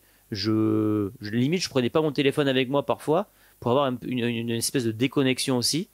Et je me dis, bon, ok, mais les gens, ils vont pas t'oublier en 15 jours. Alors bien sûr, il y a régularité, régularité. Si tu t'absentes 15 jours ou une semaine, ça va. Si tu reviens pas sur YouTube pendant 6 mois, je pense que l'algorithme, il va pas kiffer, si tu veux. Ouais. Donc il faut un minimum de régularité. Je pense que le minimum du minimum, c'est 2 vidéos par mois aujourd'hui sur YouTube. Ouais. Ou alors Ouais, pour les ouais, très ouais. très Oui, gros ouais. concepts, on va dire des énormes chaînes YouTube qui ont plusieurs millions, à la rigueur, une vidéo par mois. Au-delà, sauf Cyprien. Cyprien, lui, c'est une fois tous les 6 mois maintenant. Mais bon, c'est Cyprien, si tu veux. Ouais. Mais on n'est pas Cyprien. Donc nous, on est obligé d'envoyer, si tu veux.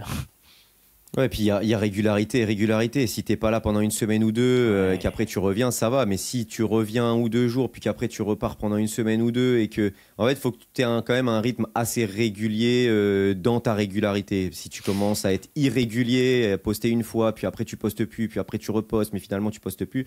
Parce que au-delà de poster, tu sais, si t'avais pas posté, bon, après nous, on avait les lives quand même, donc ils nous auraient vus. Mais sur une chaîne où tu es individuel, si tu postes pas pendant 2-3 semaines, des fois, le manque aussi, c'est quelque chose d'important. Les gens, ils vont se dire, ah, on le voit plus et tout. Et puis quand tu repostes une vidéo, ils sont super contents et ils vont tout de suite cliquer pour te revoir. Tu et crées ils sont l'envie, hyper en contents. fait. Exactement. Créer le manque, c'est quelque chose d'important. Ouais, alors tu vois, Nick, ce que tu disais, c'est bien et pas bien, parce qu'en fait, quand tu programmes tes vidéos à l'avance, c'est bien parce que, en gros, tu pars et tu as l'argent qui rentre dans les caisses pendant que tu es en vacances. L'inconvénient, c'est que bah, tu déconnectes pas parce que tu vas vouloir regarder, ah tiens, ma vidéo, elle a fait combien de vues? Je vais regarder les commentaires. Et du coup, en fait, ça t'oblige à te reconnecter, à regarder ça. Alors que si tu pars et que tu fais rien, bah, tu n'as rien à regarder, en fait. Mais bon. Ouais, ça va, ça dépend. Parce que si j'étais tout seul, ouais.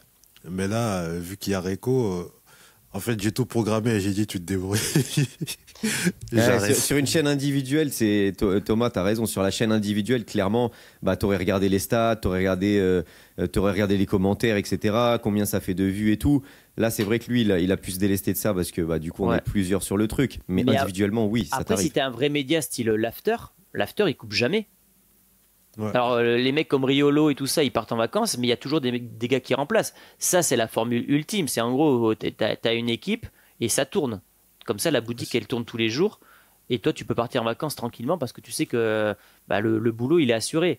Mais maintenant, voilà, après, c'est une gestion qui est totalement différente que quand tu es seul, tu vois. Donc après, Bah, d'ailleurs, c'est ce que vous avez fait avec Christophe sur le vestiaire. Si je me trompe pas, Bah quand ouais, l'un était en vacances, l'autre ouais, envoyait c'est tout ça. seul. Et c'est ça, on aimerait bien le mettre en place cette année, tu vois. Pour que lui puisse partir avec sa famille, moi aussi. Et en gros, il y en a un qui assure la boutique sur le vestiaire. Tout en invitant bah, d'autres créateurs pour certains sujets, tu vois. Ça, c'est l'idée. Ah, mais c'est bien. Parce que nous, sur Paris Central, par exemple, on a une équipe de 12. Bah, c'est exactement Ouais. comme tu as dit, comme l'after, Ouais. où ça a tourné tout l'été, tous les jours, il y avait du contenu. Et Parce que les cobayes n'étaient pas là pendant quoi, 2 semaines. Après, moi, je suis parti une semaine.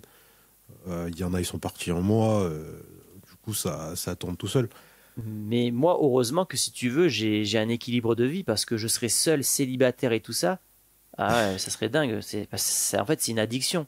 En fait, tu Mais crées complètement. quelque chose, puis après, je vais créer mon TikTok. Je vais regarder les stats du TikTok. Ah, il a pas marché, je vais en faire un autre. Tu vas sur Instagram, ça finit jamais en fait. Et tu Bah, peux- tu sais, à propos de ça, justement, tu sais, j'ai des potes qui me disent, mais attends, mais t'es tout le temps sur ton téléphone et sur ton ordi, mais tu me réponds jamais. Il y a plein de potes proches qui me disent, tu ne réponds jamais, ou tu mets 8 jours à répondre, ou tu réponds 4 jours après, etc. Et je leur dis, mais en fait, c'est vrai que je suis sur mes réseaux, j'ai aucune excuse. Mais, en fait, le truc, c'est que t'as YouTube. Donc tu regardes ce qui se fait, tu regardes tes stats, tu réponds aux commentaires. Après, tu as Twitter, donc faut tweeter, mais il faut aussi répondre aux notifications, faut aussi lire ce qui se passe. Donc en fait, quand tu as l'actualité sur tous les réseaux, tu réponds à tes notifications sur tous les réseaux, que tu regardes ce qui se fait sur tous les réseaux, etc., ben, au bout d'un moment, en fait, tu t'es pris dans l'engrenage et tu fais ça toute la journée et tu oublies en fait le plus important, ta famille, les notifs de tes potes, etc. C'est pas bon parce qu'en fait, après, ça reste du virtuel. Tu parlais de Twitter, mais Twitter, en fait, c'est addictif. Moi, ça m'est arrivé des soirées, mais je scrollais, ça servait à rien, si tu veux. En fait, j'aurais mieux fait d'aller me faire un resto avec un pote, tu vois. Ouais. Au bout d'un moment, il faut savoir prendre de la distance, le recul. C'est compliqué parce qu'en fait, tu es tellement dedans que tu n'en deviens même pas lucide, en fait. Tu es tout le temps dedans. Donc, c'est pour ça que moi, je suis content d'avoir maintenant mon équilibre. C'est-à-dire qu'il faut faire du sport, faut voir des gens. Enfin, sinon, en fait, tu es tout le temps dedans. Et je pense que, tu sais, ben, dans ma vidéo de cet été, quand je dis que je quitte les jardins pour aller sur YouTube, je parle à un moment des burn-out parce que moi, ce qui m'avait marqué, c'est qu'il y avait plein de créateurs que je suivais. ou que je suivais pas et je voyais des vidéos, les mecs ils avaient vrillé totalement à cause des réseaux. Et je me dis, c'est incroyable quand même, ce métier il est quand même extraordinaire. Comment les gars ils s'en rendent malades? C'est parce qu'en fait les gars ils font que ça, que ça, que ça. Et je pense que tu peux pas en fait. À un moment t'es pas câblé pour faire que ça de ta vie, être sur un téléphone. Ah, moi, j'ai ce problème. Tous les jours, c'est une bataille, entre guillemets, pour essayer de surmonter ça. Mais c'est vrai que des fois, genre, je regarde à la fin de ma journée et je me dis, on n'a pas vraiment avancé. J'ai passé du temps à répondre à des mecs sur des commentaires YouTube. Après, tu vas sur Twitter, tu as des notifications. Mais au final, la base du métier, c'est quoi? C'est être créateur. Mais en faisant tout ça, tu crées beaucoup moins de choses. Tu passes ton temps à gérer des choses. Mais au final, ce que tu as envie de faire, c'est créer des vidéos. Mais tu te rends compte que c'est pas forcément ça que tu fais la plupart du temps parce qu'il y a plein de choses à gérer autour. Il y a plein de trucs que tu n'as pas forcément envie de faire, mais que tu es obligé de faire. Par exemple, si moi je dis demain, les commentaires, j'ai plus envie de répondre aux commentaires parce que il y en a 100, 200 par jour sur toutes nos chaînes. C'est fatigant, je voudrais créer des vidéos. Du coup, ça, je pense que je vais être puni parce qu'on va me dire l'interaction sur tes vidéos, elle a chuté. Pourtant, moi, ce que je veux faire, c'est créer des vidéos, tu vois ce que je veux dire? Et au final, tu te perds là-dedans, tu passes ton temps à scroller, à répondre à des notifs partout. Et... Ouais, mais après, il faut mettre tes priorités. Tu vois, moi, par exemple, Twitter, j'y vais pour prendre mes informations. Je poste de temps en temps, mais je ne débat pas avec les gens parce que déjà, c'est hyper agressif comme réseau, je trouve. Ouais. Clairement. C'est presque. Enfin, des fois, tu sors, t'es dégoûté. Tu t'es fait insulter par 5 gars, t'as rien dit, bon, donc ça sert à rien. TikTok, je réponds pas aux commentaires parce que hyper agressif aussi. Par contre, YouTube, Insta, je prends toujours un petit temps pour répondre, mais à un moment, tu peux pas être partout non plus. Sinon, on en revient à ce que je t'ai dit tout à l'heure. Tu peux pas être partout et faire que ça, répondre. Parce que Twitter, tu as l'exemple de Talk My Football. C'est le plus gentil des youtubeurs qui soit. C'est un créateur exceptionnel. Et le mec sur Twitter, il se prend des sauces, etc. Parce qu'il y a des choses qui sont mal interprétées, alors que c'est un des plus gentils du game. C'est exceptionnel. Mais Twitter, malheureusement, après, c'est quelque chose que c'est un peu comme les commentaires. Tu t'en parlais, Nix. Je pense qu'il faut savoir doser, se dire, OK, pendant 30 minutes ou pendant 1 heure max, je réponds aux commentaires sur YouTube. Et en fait, il faut prioriser, comme tu disais, Thomas. Et un Twitter, finalement, ça te rapporte quoi? Ce qui est important avec Twitter, c'est que ça te permet de tenir l'actualité. Tu peux voir toute l'actualité dans le fil d'actu, ça c'est hyper important. Maintenant, le fait de poster et de débattre, en fait, ça te fait juste perdre du temps. Ça te rapporte pas d'argent, ça te fait perdre du temps. Si tu passes 2 heures par jour sur Twitter et qu'à la fin, ça t'a rapporté 0 €, tu restes un entrepreneur. À la fin, faut regarder ce qui rapporte et ce qui rapporte pas. Ce qui rapporte, c'est les vidéos. Donc à un moment, il faut créer, ou alors tu peux faire autre chose. Il y a des mecs, j'en sais rien. Moi, je te prends, un gars qui fait des vidéos de muscu. Lui, il va peut-être pas faire que des vidéos, mais il va travailler un programme qui va vendre derrière, si tu veux. Tu vois, donc tu as aussi plusieurs moyens de gagner de l'argent. Ouais, ça c'est un petit pied de nez à Christophe qui nous parlait souvent de temps et d'argent. Là, pour le coup, t'es obligé de doser parce que l'argent c'est important. À la fin, c'est quand même ce que tu retiens, tu vois. Si t'as passé tout ton mois à faire du Twitter et que t'as pas rapporté 1 €, maintenant ça rapporte avec la certif, mais j'ai jamais pris, donc je peux pas savoir. Mais bon, voilà, à un moment, tu dois aussi regarder ce qui te rapporte. Sinon, t'es pas viable sur le temps. Voilà, et ce que tu veux, c'est avoir un business régulier ou qui prospère. Et c'est pas l'inverse. Donc, c'est à toi de faire des choix. Mais ouais, après, si des gens dans les commentaires, ils ont trouvé la solution, qu'ils n'hésitent pas à mettre en commentaire. Mais moi, c'est surtout le problème de Twitter, c'est qu'à la base, j'ai pas trouvé d'autres médias pour avoir l'actualité.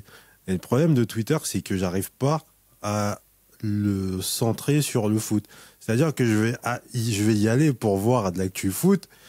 Mais au final, il va y avoir tellement de choses dans ma timeline que je vais tomber sur un truc, je sais pas, Booba, il a caché Gims, il s'est passé ça, des trucs comme ça. Et au final, je suis allé pour quelque chose et j'ai rien trouvé pour me motiver de trouver une idée pour créer une vidéo.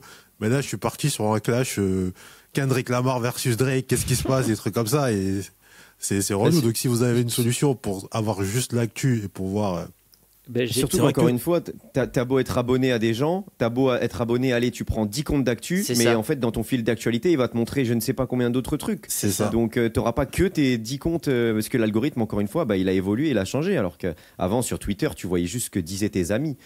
Aujourd'hui, bah, tu vois tout et n'importe quoi. J'ai testé Thread, là, le truc d'Insta, là, qui devait être un tweet. Le problème, c'est que t'as pas tout ce que tu as sur Twitter en termes de comptes. En tout cas, moi, les comptes que je suis sur l'actu que je veux, bah, ils sont pas là-bas. Donc, au final, je suis obligé de rester sur X. Parce que maintenant, c'est comme ça qu'on dit. Ouais, c'est vrai. Selon toi, qu'est-ce qu'il faut mettre en place pour faire une vidéo à succès sur YouTube? Parce que notamment, tu parlais tout à l'heure du fait que tes vidéos, elles n'étaient pas structurées au début et maintenant, elles le sont.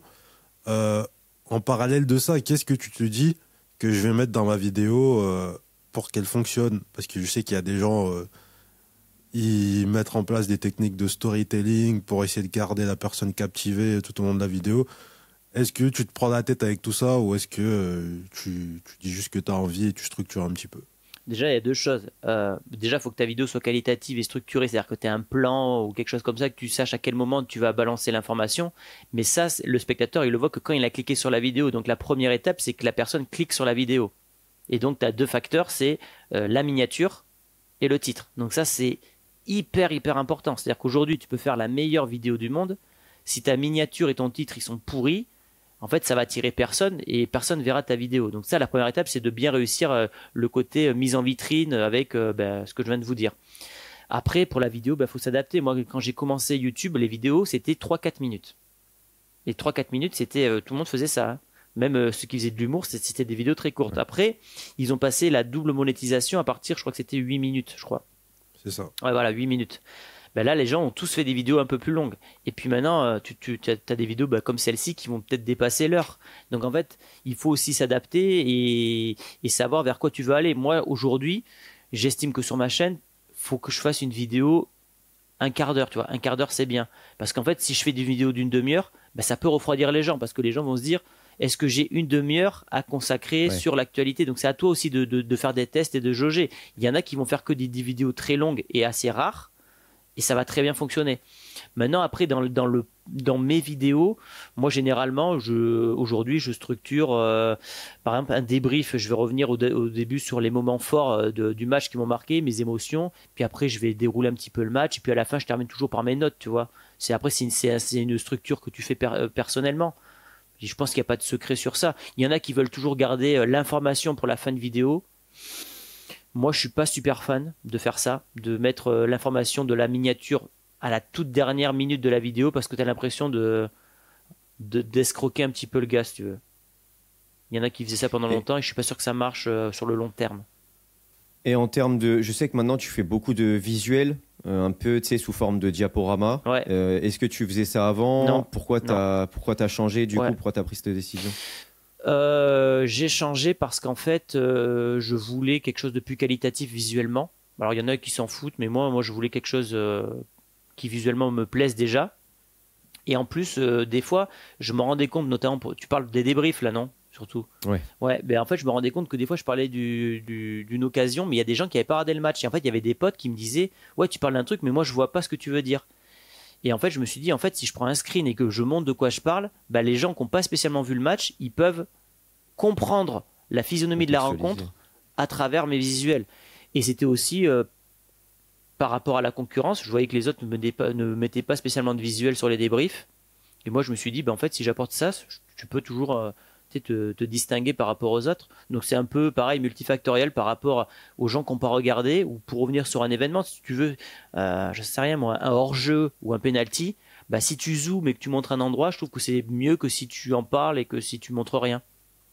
Voilà. Tu screens directement, tu regardes quand tu regardes le match. Des fois tu as des trucs sur Twitter aussi. Tu sais, tu as des comptes qui. C'est comment il s'appelle le compte RMC Sport, par exemple, pour les matchs de Ligue des Champions, tu as toujours tous les screens et tout, tu vois. Donc, et sinon, je screen, tout simplement. Ok. Pourquoi les gens ils reviennent sur tes vidéos selon toi? Parce que moi, de manière objective, c'est pas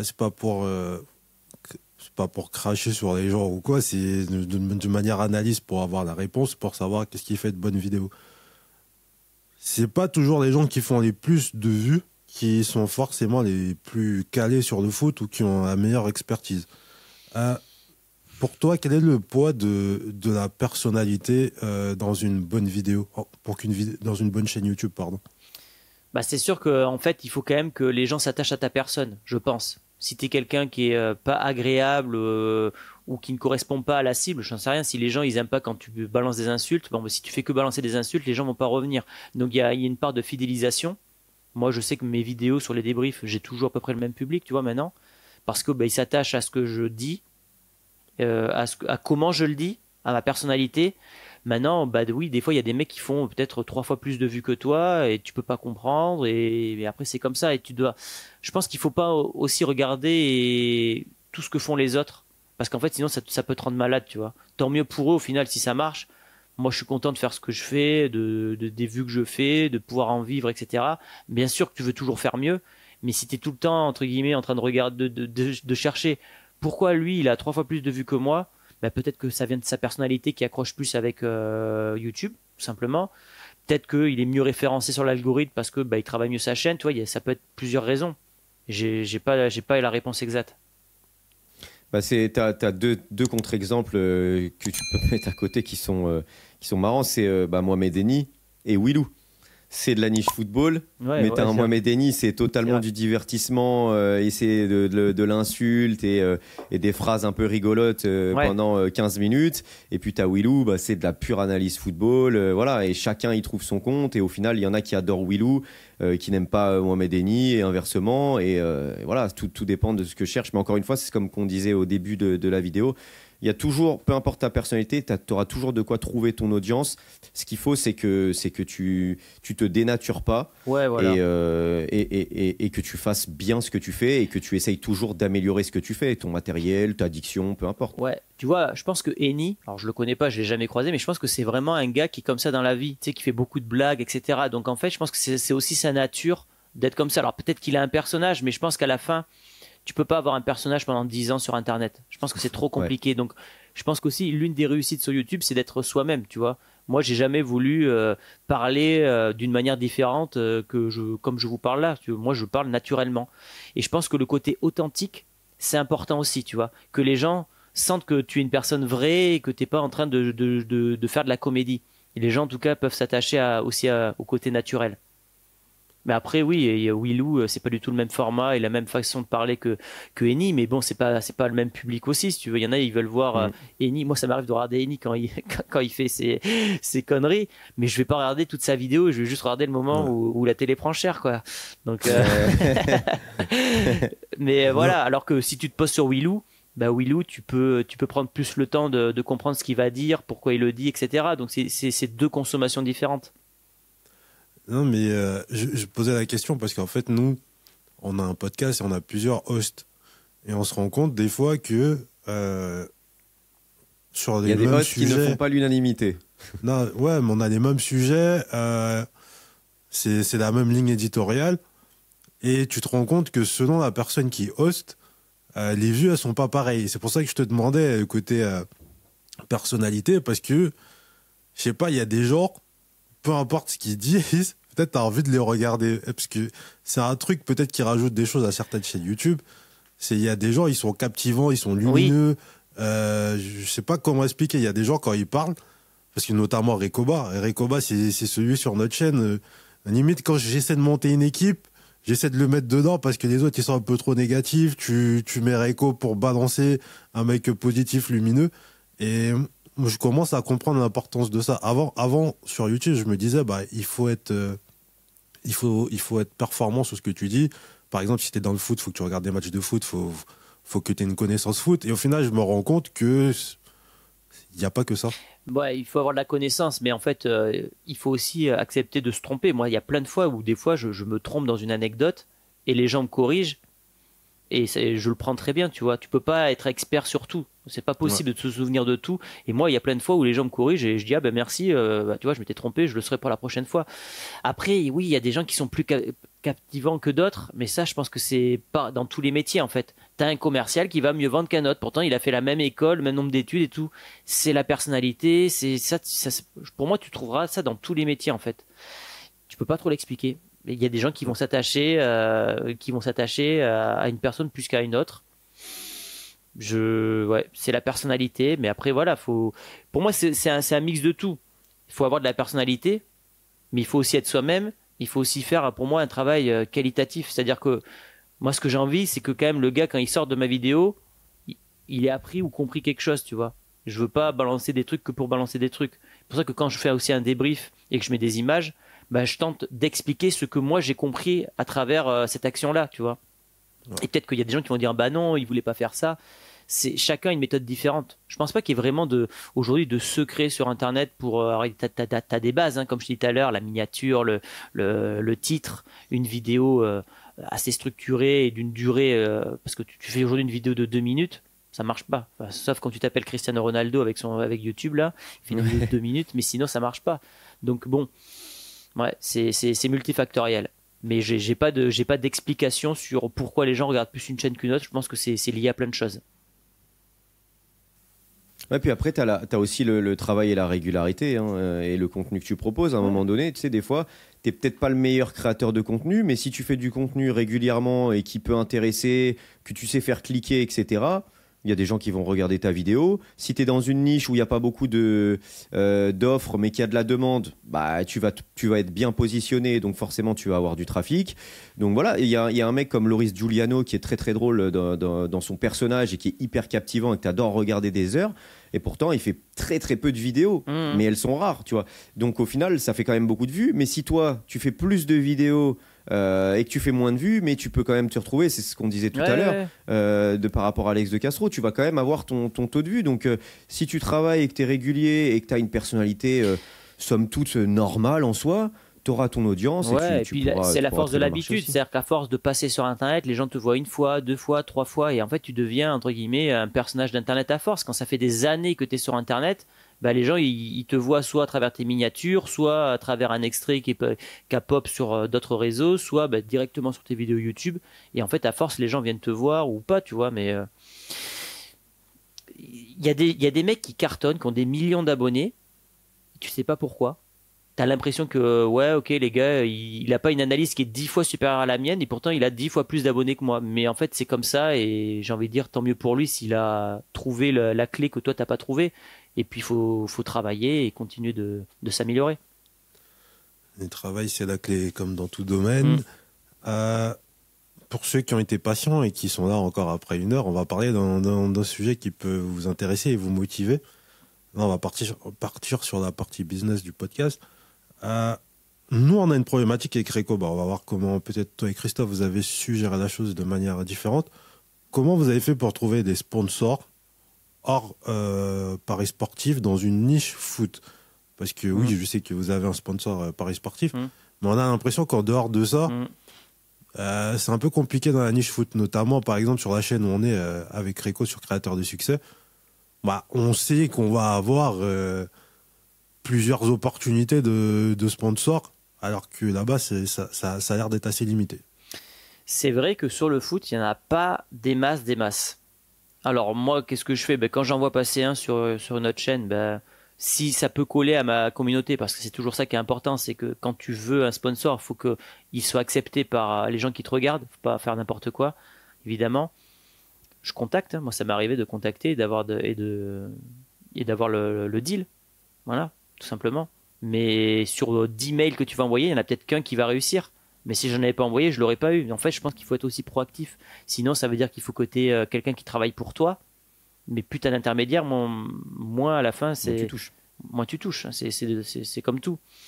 Donc, ouais, sur le foot, il n'y en a pas énormément. Tu as les VPN, tu as les paris sportifs. Mais après, tu n'en as pas des masses. En fait, si à une époque, moi, j'ai travaillé pendant 2 ans et demi, voire 3 ans avec OneFootball. C'était une application sur le foot. Qui touchait directement ma cible, donc ça faisait sens. Il y en a encore quelques-unes d'applications. Je sais que récemment il y a SofaScore qui a fait une campagne, donc ça quand tu le vois, tu peux toujours proposer. Après c'est à toi de voir aussi les conditions, hein. Il y en a qui acceptent de travailler qu'en variable, moi j'accepte pas par exemple. Voilà, c'est ce genre de choses. Mais c'est vrai que les sponsors, pour moi, si tu es tout le temps passif, c'est compliqué, je trouve. Et c'est pour ça aussi que aujourd'hui, quand tu es créateur de contenu, faut pas être que sur YouTube. Tu peux être sur... Moi, il m'est arrivé il y a 2 ans de faire 2 ou 3 opérations sur TikTok qui ont très bien fonctionné. Ouais. J'avais prévu un moment de te poser la question, mais après, je me suis dit pourquoi tu donnais autant d'efforts sur Insta et TikTok, et j'ai la réponse. En fait, je pense que c'est dans tout business. Il faut éviter de mettre tous les œufs dans le même panier. Ouais. Voilà. Alors, Instagram, ça me rapporte pas. Il n'y a pas de rémunération aujourd'hui sur Instagram. Tu peux toujours avoir des sponsors, mais j'en ai pas des masses. Maintenant, c'est quand même une vitrine. Je sais pas, aujourd'hui, quand tu tapes un footballeur ou une star, tu vas aller regarder son Insta, tu vois. Je pense que c'est important d'en avoir un. TikTok, je me suis lancé pendant le Covid. Quand des gens se sont lancés sur YouTube, moi, je suis allé sur TikTok. Et en fait, ça a pris. Et donc, vu que ça a pris, j'ai continué. Aujourd'hui, je te dis pas que ça me rapporte énormément, mais ça fait partie d'une de mes lignes de revenus, tu vois, par mois. Donc, le problème de TikTok, c'est que par rapport à YouTube, j'ai aucune régularité. Ouais. Il y a une vidéo qui va faire, je te dis une bêtise, 4000 vues, l'autre va faire 1 million. Enfin, c'est le grand écart absolu, quoi. Donc, comment tu peux faire un business plan sur ça? Si ce n'est faire du volume et espérer que ça cartonne. Mais c'est compliqué. Donc, je prends ça comme du bonus. Mais aujourd'hui, vu la part que prend la partie verticale aujourd'hui dans la consommation des gens, c'est dur de pas être dessus. Alors je te dis pas qu'il faut être que sur ça, mais d'être totalement absent, je trouve que c'est compliqué. Et puis demain, imagine, ma chaîne, elle se supprime, ma chaîne YouTube, pour X raisons. Je me dis, j'ai au moins d'autres réseaux pour recréer quelque chose derrière et aller plus vite, tu vois. Ouais, c'est pour ça qu'on a créé plusieurs chaînes, justement. Je me suis dit, quand on va se retrouver à temps plein, si un jour ça arrive, bien évidemment, on aura plusieurs sources de revenus. S'il y en a une qui saute pour X ou Y raison, s'il y a des piratés ou tout. On a vu notamment Thomas Parkfoot, ça s'est bien terminé pour lui, mais qui s'était fait pirater sa chaîne à 300 000 abonnés. Je me suis fait pirater mon TikTok cet été. Tu vois. Donc, et même mon Insta. Donc, Mais c'est incroyable. Mais c'est arrivé comme ça? Ouais, je pourrais pas rentrer dans les détails, mais Okay. c'est très bizarre. Franchement, j'étais en vacances et c'est m'arrivé pendant les vacances. Le flip total. Bon, heureusement, j'ai tout récupéré. Mais oui, faut faire gaffe, quoi. C'est pour ça que aujourd'hui, si t'as que YouTube, c'est compliqué. Et en parlant de TikTok, votre émission Créateur de succès, c'est une émission qui est parfaite pour mettre des capsules. Pour moi, c'est un peu comme fait Legend, à part que vous faites vraiment sur des créateurs de contenu. Et eux, j'ai remarqué, sur une vidéo longue, ils vont faire entre 10 et 15, voire 20 capsules qui diffusent partout. Et ça fait des extraits. Et moi, je suis allé voir des émissions entières à travers une capsule. Parce que le gars, je suis tombé sur un truc, je dis, ah putain, il me plaît ce mec, je vais aller voir son... Et j'ai même acheté derrière un bouquin, pour te dire. Punaise. Je crois que c'est Julien Malara qui disait ça juste avant. Juste avant, l'épisode juste avant, on nous a dit, mais pourquoi vous faites pas des capsules? Il est bien le mec que vous avez eu avant. Je le connaissais pas, tu vois. Il est super. Ouais, franchement, c'est honnêtement, désolé pour tout le monde, mais c'était une vraiment de mes interviews préférées. Je lui ai dit parce qu'on a vraiment appris des choses. Parce qu'il était tellement hors niche de ce qu'on a l'habitude de, c'est ça, en fait. de faire. C'est que vous aussi, les gars du foot, vous les connaissez, puisque vous les avez entre guillemets étudiés. Lui, le gars, on le connaît pas. Là, on avait un personnage qui sortait de nulle part. C'était sur l'écologie qu'il était, lui, un peu, c'est ça? Ouais. C'est ça. C'était hyper intéressant. Et à la base, il était sur la politique, politique, société. C'est ouf de faire ça, de changer complètement de domaine, de se renouveler comme ça. Non. Et puis sa façon de parler, il était super. Mais par rapport aux verticaux, c'est vrai que ça, tu l'as dit encore une fois là avec cet exemple, c'est utile. Mais c'est vrai que moi, j'ai pas trop parlé parce que je suis absolument pas sur tous les contenus verticaux, que ce soit short, TikTok ou réel. J'ai essayé à un moment donné sur TikTok, mais j'y arrive pas. Et en fait, ça peut paraître paradoxal, mais je suis capable de faire des vidéos YouTube authentiques, sans très peu de montage, ou des podcasts pendant 1 heure, 1 heure et demie, ou alors des vidéos pour moi pendant 30 minutes, mais un contenu vertical d'1 minute ou de 2 minutes, je n'aime absolument pas ça, j'y arrive pas et j'arrive pas à accrocher. Et en fait, le truc, c'est que je trouve que c'est très peu spontané. Tu dois sortir 3-4 phrases qui sortent un peu du truc, qui te font faire du sensationnel. Ouais, et en fait, j'arrive pas à accrocher avec ça. Et j'arrive pas à Alors m'y mettre dessus. moi en fait. pourquoi je vais dessus? Alors là, parce qu'en fait, tu peux parler un peu de tout. En fait, j'ai l'impression que tu es moins renfermé sur un sujet. Au tout début de TikTok, je parlais même de d'autres sports, etc. Et je pouvais faire mes vues. Donc ça, c'était cool. Maintenant, c'est vrai que c'est une façon de travailler qui est totalement différente. Tu te remets aussi en question. Tu as une autre palette technique finalement. Moi, ce que j'aime bien faire, c'est par exemple raconter. Alors ça, je l'ai pas fait récemment puisque je suis un peu sur l'actu aussi, mais ça m'est arrivé plein de fois de raconter des anecdotes, tu vois, des trucs du passé, tout ça. Il y a des gens qui connaissent pas. Mais le problème, c'est que tu reviens toujours au résultat et que tu sais pas réellement combien tu vas faire de vues, tu vois. Moi, aujourd'hui sur YouTube, quand je sors une vidéo, je sais combien me rapporte. Enfin, à peu près, tu vois. Minimum. Ouais, tu sais. je sais, tu vois. TikTok, je sais pas, mais ça m'est arrivé de faire des vidéos de TikTok. Une fois, j'avais fait une vidéo sur le MMA parce que j'adore le MMA. La vidéo, elle a cartonné. Au début, elle a flop. Je me connecte 3 heures après, elle était à 500 000 vues. Elle a fait, je crois, 1 ou 2 millions de vues. Elle m'a rapporté, je fais une bêtise, peut-être 600 ou 700 euros la vidéo. La vidéo, t'imagines? Pour le temps passé, j'ai fait mais c'est quoi ce truc de fou? Et le problème, c'est qu'en fait, ça c'est la roulette au jackpot, la roulette au casino. Ça arrive une fois tous les. Là, tu parles d'une vidéo TikTok qui a rapporté 700 euros. Ouais. Mais je l'ai fait peut-être 1 ou 2 fois ce truc. C'est fou. Ouais. C'était il y a longtemps, ça, non? C'était, ouais, alors bah là, il y en a une qui a pas longtemps que j'ai sorti sur Bellingham.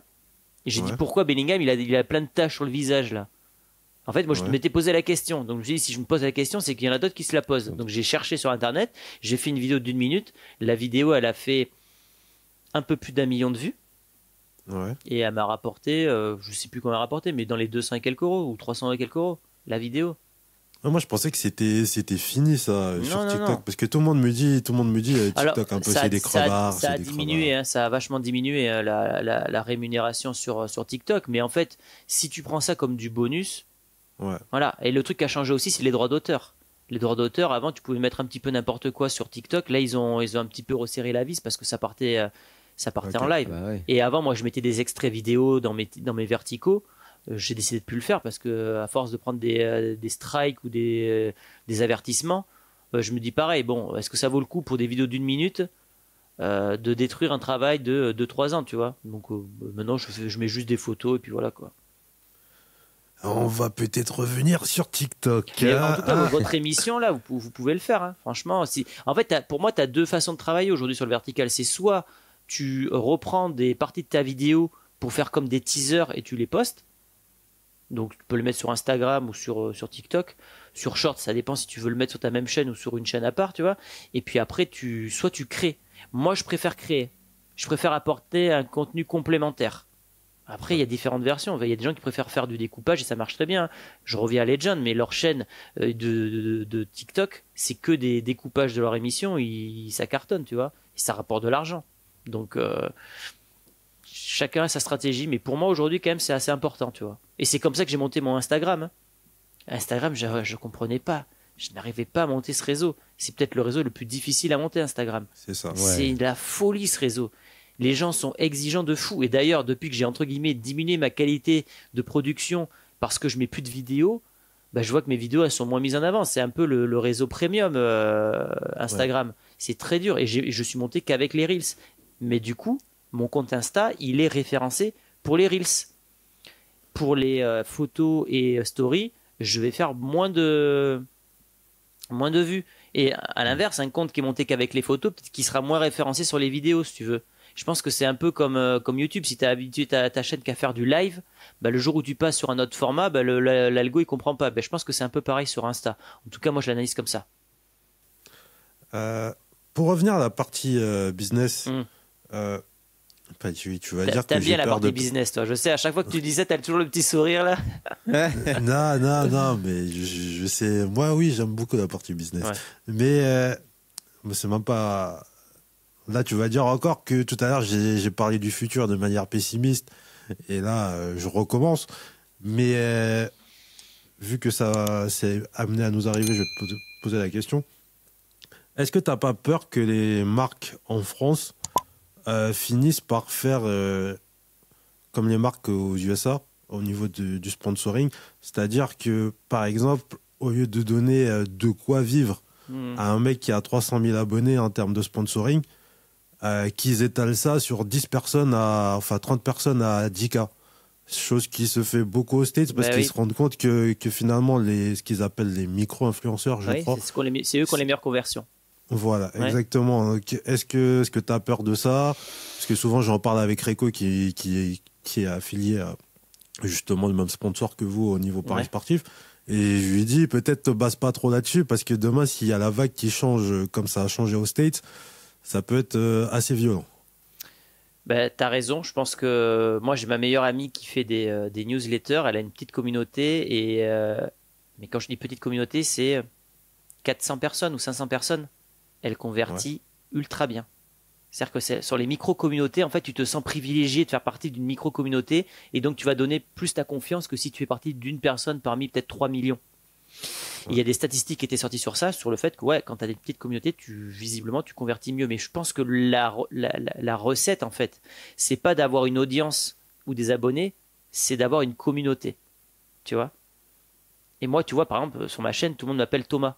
Mais il y a des années, quand je parlais de tout le foot, ben, j'avais pas ce sentiment de proximité avec mes abonnés. Aujourd'hui, mes abonnés, je les sens proches de moi, si tu veux. Donc, quand tu parles de quelque chose, ils vont te faire confiance. Après, ça dépend aussi de ta personnalité. Moi, j'ai l'impression que je suis quelqu'un de stable, etc. Si tu es quelqu'un d'à moitié barjot, quand tu vas présenter quelque chose, est-ce que les gens ils vont pas aussi se méfier, tu vois? Donc ça... Mais je sais je sais pas quel sera le futur. Maintenant, c'est sûr que si tu es une marque, est-ce qu'il vaut mieux dépenser tout sur quelqu'un et faire un all-in ou mettre tes œufs dans différents paniers? Bon, ben, je pense qu'on a tous la réponse, tu vois. Donc je sais pas vraiment qu'est-ce qui va se passer, mais je pense que ils feront un peu de tout. Peut-être que les marques ils mettront un budget sur les petits, un budget sur les moyens et un budget sur les gros, parce que les gros, tu as aussi le volume et le volume ça compte à la fin. Ouais, après, tu l'as dit, la relation de confiance, c'est hyper important.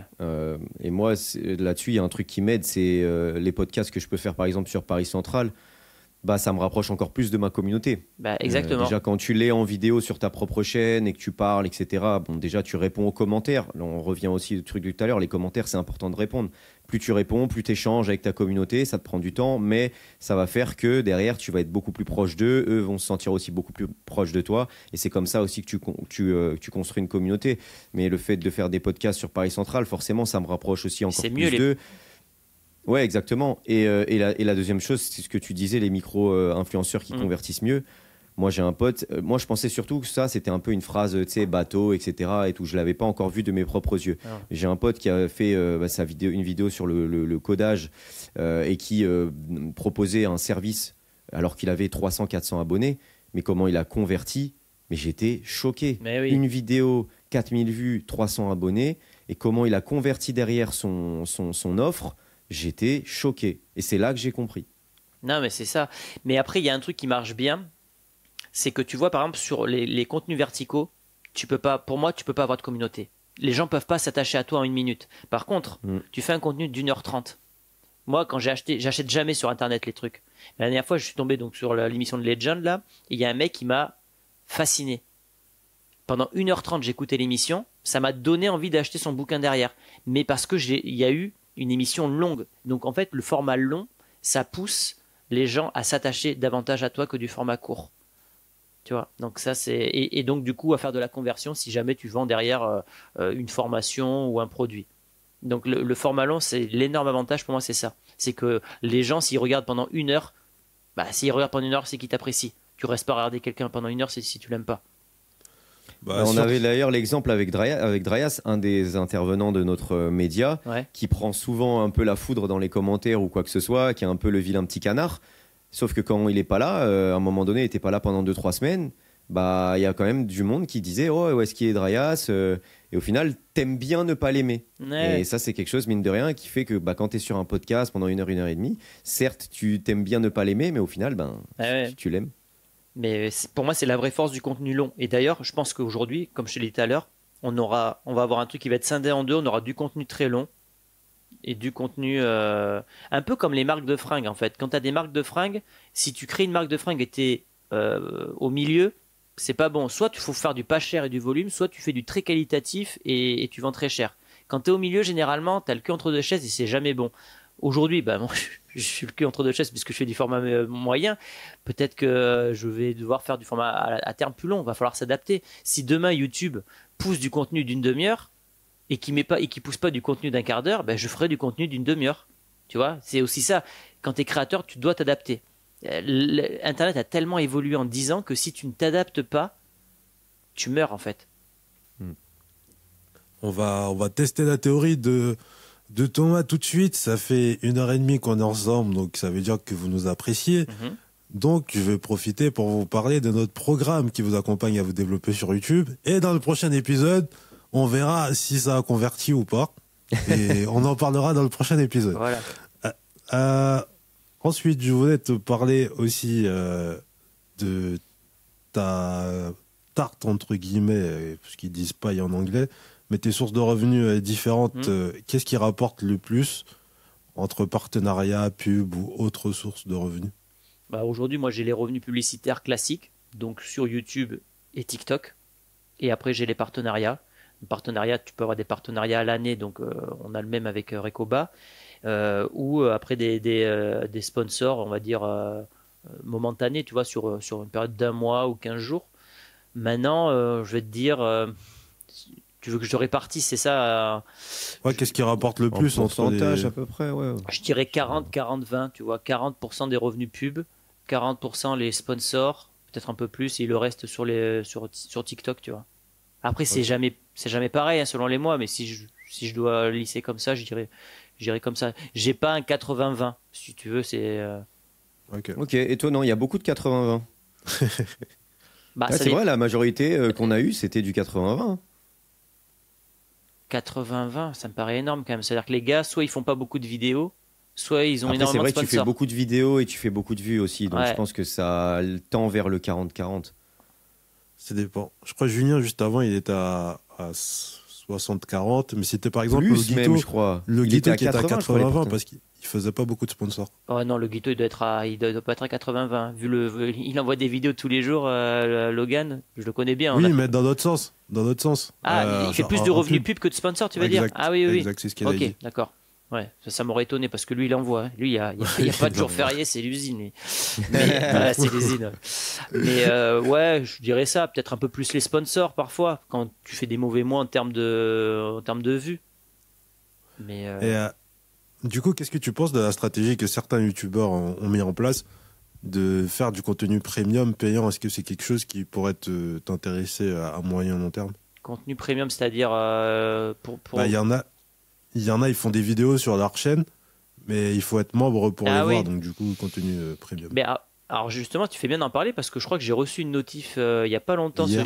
Ouais, et ils disent qu'apparemment ils vont proposer ce contenu Sur la page d'accueil. parce qu'en fait, je me suis toujours posé la question. Ok, très bien, je fais un contenu particulier pour mes abonnés, mais en fait, si ça n'apparaît pas, ils pourront jamais le savoir. C'est ça. Donc maintenant, s'ils le mettent en avant, je serais pas contre, tu vois. À ce moment-là, faire des vidéos peut-être qui n'ont rien à voir avec l'actualité. Ça peut être, tu sais, aussi des questions plus personnelles, tu sais, des FAQ, des trucs comme ça qui sont uniquement présentes sur ça. Ouais, si c'est après, faut pas que ça soit un prix ultra élevé, faut que ça reste du bonus et accessible à tout le monde, tu vois. J'en sais rien, je sais même pas quels sont les prix. Peut-être que c'est 1 euro ou 2 euros par mois, je sais pas, tu vois.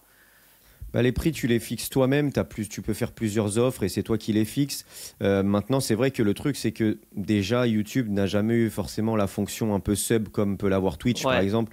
Sur Twitch, tu as l'habitude, voilà, tu soutiens quelqu'un, il n'y a pas forcément de gros revenus publicitaires, etc. Tu as la mentalité, oh, je veux me sub.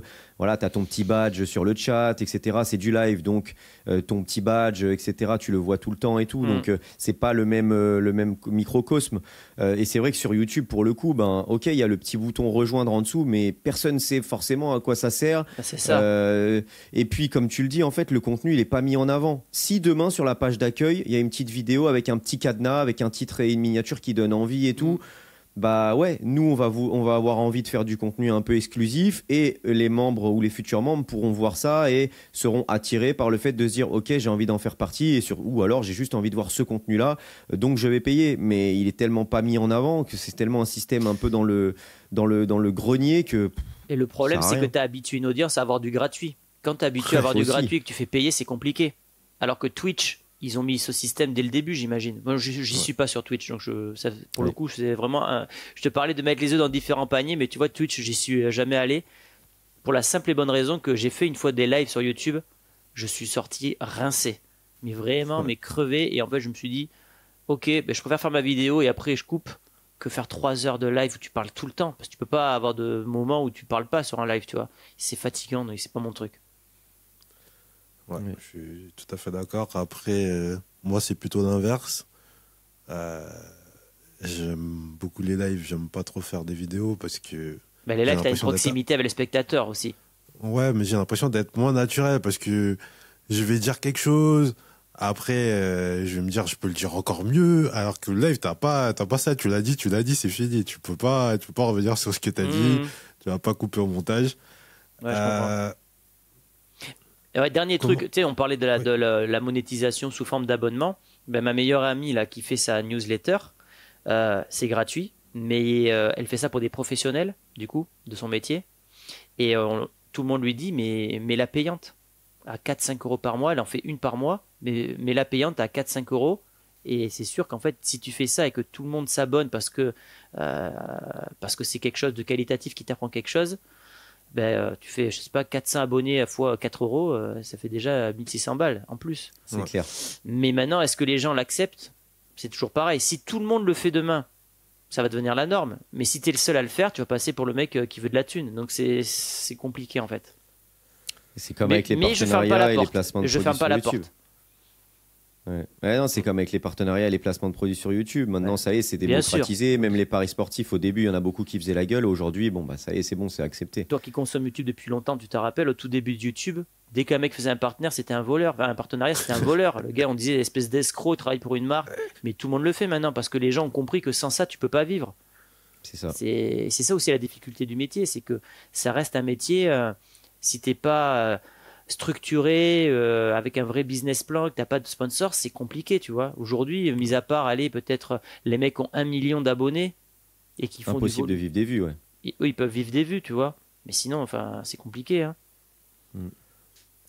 Justement, parce que là, on va rentrer sur un territoire qui nous concerne.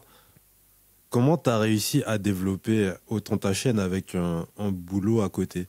Est-ce que tu peux nous donner des conseils d'organisation? Parce que, comme je le dis souvent, je vis à crédit d'énergie, je suis proche du burn-out. Donc toi, comment tu as fait? Ouais, puis même pour ceux qui veulent se lancer, qui se disent bah, comment je fais avec une famille ou avec mes études ou avec mon métier. En fait, déjà j'avais une volonté de réussir incroyable. Je voulais réussir, donc en fait je me suis dit il faut que tu insistes. J'ai dit quand j'avais 30 000 abonnés, je me suis dit ça fait pas 3 ans que tu fais ça pour arrêter. Donc déjà il y avait aussi ce côté un peu prisonnier de tout ce que j'ai fait. Maintenant après c'est de l'organisation et je vais même te dire mieux. Là je suis à temps plein. Je vais commencer il y a une semaine on va dire. J'ai pas produit 2 fois plus. Donc des fois dans un moment où tu as moins de temps, tu produis. T'es obligé. En fait, j'avais pas le choix. À la fin, j'étais à mi-temps, donc je travaillais que les après-midi. Sauf qu'à 5h, 5h30, j'ai les enfants qui arrivent. C'est 2 tornades. Donc je peux pas tourner quand ils sont là. Donc en gros, je savais que j'avais 3-4 heures devant moi pour faire mon truc. Et j'avais pas le choix. Donc je carburais. Là, aujourd'hui, je suis plus cool. Donc des fois, je peux traîner la patte. Maintenant, c'est à moi de m'organiser en conséquence. Ça, je vous le dirai peut-être plus tard, comment je me suis organisé. Parce qu'il faut qu'en fait, je fasse presque un programme scolaire pour qu'en gros, 8h, 10h, tu fais tes vidéos verticales, 10h midi, tu vas au sport, puis l'après-midi, tu fais ça. Sinon, en fait, si t'es pas structuré, je pense que, en tout cas, moi, j'ai besoin de ça pour produire. Et le fait d'avoir... T'es obligé de te mettre une autodiscipline parce Exactement. que sinon t'es cuit en fait. Et c'est pour ça que t'es aussi productif quand t'as peu de temps, c'est parce que t'as pas le choix. Exactement. Si tu veux absolument faire ça, t'as pas le choix. Donc tu t'organises parce que t'as peu de temps. Mais quand t'as le choix, c'est le pire truc. Et moi je le sais, dès que j'ai du temps, je fais rien. Et après voilà, j'ai ma compagne avec qui je suis depuis de nombreuses années qui a compris ma problématique et qui, à un moment, je sais pas, il y a un tirage au sort de la Ligue des Champions à 19h ou à 18h. Je lui dis, bon, pendant 20 minutes, tu peux garder les enfants un peu à l'écart. Moi, je tourne et elle s'adapte. Mais la contrepartie, c'est que je suis libre. Donc, en fait, s'il faut que j'amène les enfants à l'école ou que j'aille les chercher parce qu'ils sont malades, etc., je suis disponible. Donc, en fait, c'est les avantages, les inconvénients du métier. Mais faut pas lâcher, faut être courageux, faut s'organiser. C'est sûr que si moi j'ai connu la période où je travaillais toute la journée sur les chantiers et le soir fallait que je tourne, bah, c'est pas la même énergie, tu vois, t'es fatigué, tu cherches tes mots, c'est compliqué. Donc après à toi de t'organiser en conséquence. Est-ce que bah, par exemple tu prends pas le samedi matin ou le samedi et tu dis bah, je tourne mes 2 vidéos de la semaine et après je suis tranquille la semaine, tu vois, je pense que chaque personne doit s'organiser en conséquence. Mais après, ouais, il faut faire des choix. Et peut-être le mi-temps, c'est pas mal, tu vois. Le mi-temps, c'est de se dire, je produis sur YouTube, je m'oblige à produire sur YouTube tant de vidéos par semaine. Et à côté, j'ai un boulot alimentaire ou un autre boulot pour compenser et compléter les revenus. Ouais. Mais c'est justement, c'était assez récent que tu t'es mis à plein temps, justement. T'as envoyé le mail quand j'ai vu ta vidéo. Ouais.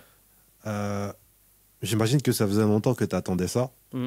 Qu'est-ce que tu as ressenti à ce moment-là où tu t'es dit, ça y est, enfin, c'est mon taf maintenant? Ouais, alors la décision, comme dans la vidéo, je l'ai prise l'an passé, quand je me suis associé avec Christophe. En fait, à un moment, Christophe était à plein temps, moi j'étais à mi-temps. On pouvait en vivre, sauf qu'il fallait que je gère aussi la fin de mon autre société. Et c'était ça peut-être le plus compliqué. Donc j'ai dû aussi prévenir les clients, prendre la décision avec mon père, puisque je travaillais avec mon père. On s'est mis d'accord, on s'est dit bon, dans un an, ça laisse le temps de se structurer pour la fin. Le mois d'août, j'ai pas réalisé parce que j'étais en vacances comme d'habitude. Je prends toujours mes vacances en août, donc j'ai pas réalisé que j'étais à plein temps. C'est maintenant, depuis une semaine, que je réalise quand, en gros, je me retrouve à 8 heures tout seul à la maison et qu'avant je partais. C'est là qu'il y a du changement, mais bon, je suis content, je suis fier. Et c'est un soulagement aussi parce que c'était pas viable ce que je faisais aussi. Tu vois, d'avoir l'esprit trop divisé. Ça, tu peux le faire sur une période de ta vie, tu vois, mais sur le long terme, c'est compliqué quand même. Surtout quand tu as des enfants. Tu vois, moi, les enfants, ça a été un changement dans ma vie, tu vois. Le fait de pas beaucoup dormir, après partir travailler, l'après-midi YouTube, et puis le soir t'en occuper, en fait, c'est infernal, ça s'arrête jamais. Donc, ouais, ça a été un soulagement. Aujourd'hui, je suis beaucoup plus tranquille. Là, je te cache pas que moi, l'an passé, des fois, il y avait des chantiers qui me prenaient du temps. C'était la course. Et en fait, c'est chiant d'être comme ça, de presser le taf, ensuite se dépêcher. J'ai que 2-3 heures pour bosser. Tu peux le faire, hein. Ça m'a dépanné. Et quand je suis passé à mi-temps, pour moi, c'était exceptionnel d'être à mi-temps déjà sur YouTube, tu vois. Maintenant, je suis à plein temps et c'est encore mieux. Est-ce que financièrement, tu y gagnes moins, mais tu as quand même acheté ta tranquillité, ouais, ou tu t'y retrouves quand même? Là, automatiquement, je vais perdre le salaire que j'ai de mon autre société. Donc, ça va être à moi aussi de compenser sur cette année peut-être en créant d'autres choses pour trouver d'autres moyens de gagner de l'argent pour essayer de rattraper le delta qui manque. Automatiquement, j'avais 2 salaires avant, donc je gagnais très bien ma vie. Mais même si je gagnais très bien ma vie, je voulais pas continuer comme ça parce que c'était pas une vie. Donc en fait, je me dis, je préfère à la rigueur gagner un petit peu moins et avoir une vie plus saine que être comme avant. On a vu récemment Walid Acharchour qui a commencé sur YouTube et qui maintenant il fait de la radio, il commente des matchs à la télé. Ouais, il est sur DAZN là. Ouais, au bord de pelouse. Ouais. Ce serait quoi ta suite idéale à toi après YouTube? Quelle opportunité aimerais-tu qu'il se présente? Franchement, je me ferme aucune porte, mais je t'avoue que YouTube, moi, ça me plaît énormément, hein. Parce qu'en fait, si tu regardes aujourd'hui, les médias télé vont sur YouTube, les journalistes vont sur YouTube, c'est presque eux qui nous envient que nous qui les envions aujourd'hui, tu vois. C'est bien sûr, si demain je peux faire une chronique sur une chaîne télé, ouais, je le ferai, je serai hyper content. Maintenant, est-ce que c'est mon objectif ultime? Franchement, je suis pas sûr, hein. Parce qu'en fait, t'as pas la même liberté de ton. On te dit tu dois dire ça, tu dois venir à telle heure. Donc en fait, toute la liberté que j'ai aujourd'hui de travailler quand je le veux, de dire ce que je veux, quand tu as connu ça et que tu te retrouves dans quelque chose de beaucoup plus carré, c'est bien, hein, mais franchement, je me ferme aucune porte, mais c'est pas un objectif ultime, tu vois. Moi déjà de vivre de ce que je fais là aujourd'hui, pour moi c'était une target, tu vois. Donc je vais profiter de ça et puis on verra les opportunités qu'il y aura plus tard, tu vois, s'il y en a. Mais franchement, si demain on me dit tu continues pendant 10 ans à faire ça et puis tu développes 2-3 trucs à côté, moi ça me va très bien, tu vois. Pour le coup, je pense exactement comme toi et je le pensais pas au début. Moi, justement, j'avais en tête de faire du YouTube, évidemment, pour tremplin, pouvoir quoi. en vivre. Exactement. Et je le voyais comme un tremplin parce que j'aurais aimé être sur un plateau télé, être consultant, etc., parler foot sur un plateau, des débats animés, etc. Et avec le temps et la liberté que tu as sur YouTube de pouvoir faire ce que tu veux, avec des médias aussi à côté où tu peux intervenir, où tu peux parler, etc., qui deviennent des émissions, où tu peux dégager de l'argent aussi et en vivre, eh ben, finalement, t'as plus trop cette idée-là de vouloir absolument être sur un plateau télé ou autre. Et finalement, quand tu vois ce qui se passe avec YouTube aujourd'hui, comment ça se développe, et à l'inverse, certaines émissions, on peut revoir RMC par exemple, qui est très très présent sur YouTube ou quoi que ce soit, ouais, tu te dis qu'au final, t'es au bon endroit, quoi.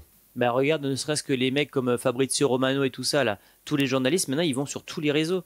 Tu vois, c'est parce qu'en fait, les réseaux, aujourd'hui, c'est le média clé. Maintenant, Nix, pour revenir à ta question, si demain, je te dis une bêtise, une chaîne télé me dit, est-ce qu'une fois par semaine, ça te dit de venir faire un plateau?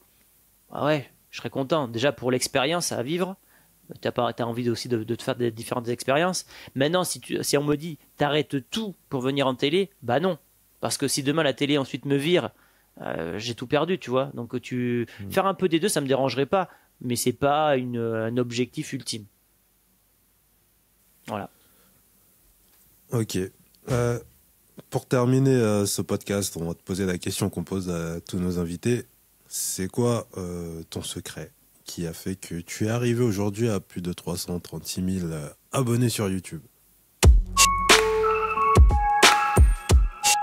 Mais c'est ça qui m'interpelle avec les gens comme nous, c'est que, tu vois, là, par exemple, tu t'es dégagé une certaine liberté avec ton média que tu as déjà, puis celui que tu as avec Christophe.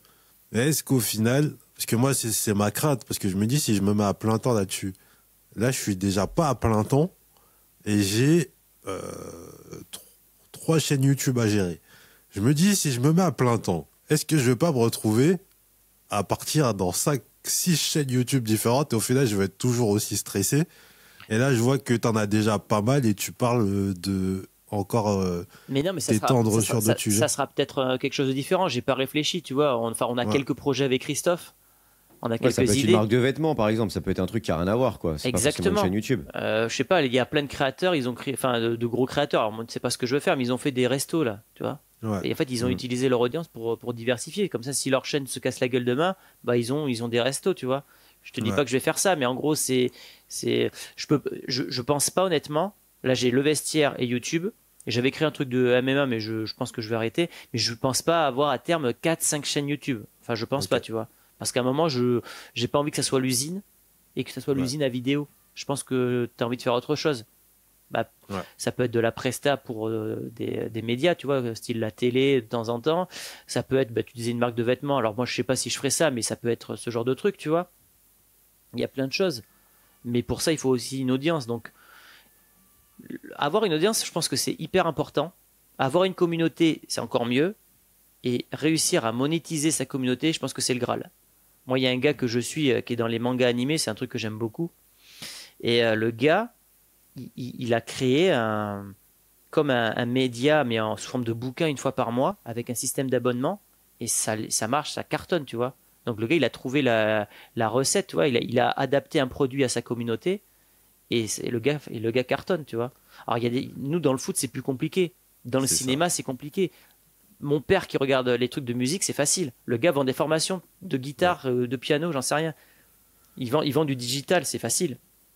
La muscu, c'est facile. Tu peux créer un régime, prise de masse, sèche, programme alimentaire. Enfin, tu peux créer plein de trucs. Nous, dans le foot, c'est plus compliqué. C'est ça. C'est justement après de longues discussions avec Recoba où on a créé ce média à côté parce que en fait on a lancé le premier média par passion. Enfin celui-là aussi il est passionnant parce que ça reste ce qu'on fait tous les jours donc ça nous passionne et parler avec des gens comme toi et comme tous ceux qu'on a invités c'est absolument passionnant. Mais ce que je veux dire c'est que le premier on l'a lancé purement par passion.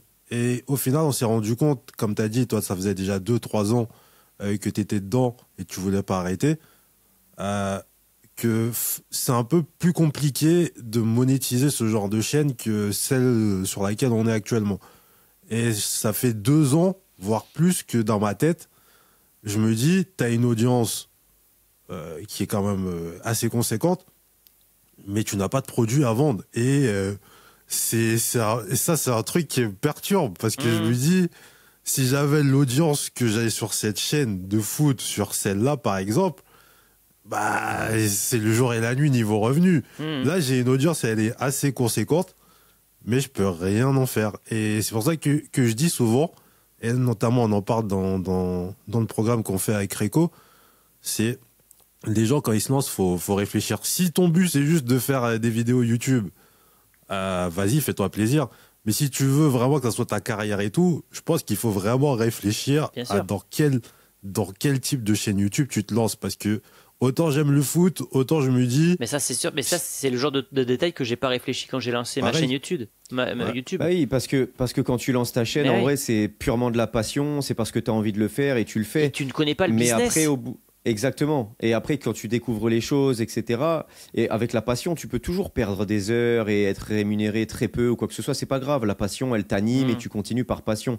Après, quand tu commences à rentrer un petit peu là-dedans, tu réfléchis et c'est sûr que si tu lances un ou deux autres business à côté, là, tu vas réfléchir un peu plus business que passion et tu vas réfléchir un peu plus chiffres. Tu sais ce qui m'a aussi permis de me lancer sur YouTube, c'est un gars, je sais pas si vous connaissez, Poisson Fécond. Ouais. Et bien ce gars-là, je le suivais en 2012 et en fait ce gars était totalement transparent. Et il y avait des chaînes, des vidéos qui s'appelaient EDK où en gros il partageait les insights de sa boîte, combien ça lui rapportait, combien il demandait des sponsors. Et en fait le gars à un moment il dit tiens une sponsor m'a rapporté tant. Je fais hein, ça lui a rapporté autant. Je fais mais putain c'est un truc de fou quoi, c'est plus que mon salaire quoi, tu vois. J'ai dit mais c'est incroyable. Et ce mec là il est bien et il a réussi à un peu vendre un produit à sa communauté. Donc là, il est en train d'écrire un livre, il a une formation qui vend, il a créé des jeux vidéo. Alors, ça n'a pas trop marché, mais bon. Mais tu vois, il a testé des trucs à vendre à son audience. Et lui, il est pas mal avec ces vidéos-là. Ça pourrait vous intéresser d'ailleurs. Sur la structure de ses revenus, il explique tout. Mais attention, pour les jeunes créateurs qui nous écoutent ou quoi, il faut bien distinguer les deux. Et ça, on va dire que c'est des étapes un peu plus avancées. Quand tu te lances sur ta première chaîne YouTube avec l'envie, etc., lance-toi par passion, lance-toi parce que tu as envie d'en parler, parce que tu es passionné et ne calcule pas trop l'aspect business. Si tu te lances juste parce que tu as envie de gagner de l'argent, parce que tu as envie de vivre de ça ou quoi que ce soit, c'est pas les bonnes motivations et à un moment donné, tu vas te planter. C'est pour ça que je dis que le premier mot, c'est la passion. Parce que dans le temps, c'est ça qui te permet. Moi, tous les matins, je suis toujours content de faire des vidéos parce que j'aime ça. Si je devais parler d'un truc que j'aime pas, au bout d'un moment, ça me saoulerait. Je dirais, c'est ça le sens de ma vie, c'est faire quelque chose que j'aime pas, tu vois. Bon, après, ça dépend. Si ça rapporte 100 000 euros par mois, je revois ma copie, si tu veux. Mais ouais, et puis surtout, selon les chaînes YouTube, t'as pas les mêmes RPM. Là, on rentre dans le spécifique. Mais je sais que ceux qui font, par exemple, tout ce qui est technologie, la finance, la crypto, la technologie, eux, ils ont des RPM à 10-15, tu vois. Ouais. C'est pas le même truc après. Hein. Quand tu fais 10 000 vues ou 100 000 vues, c'est abusé, quoi. Donc, ouais.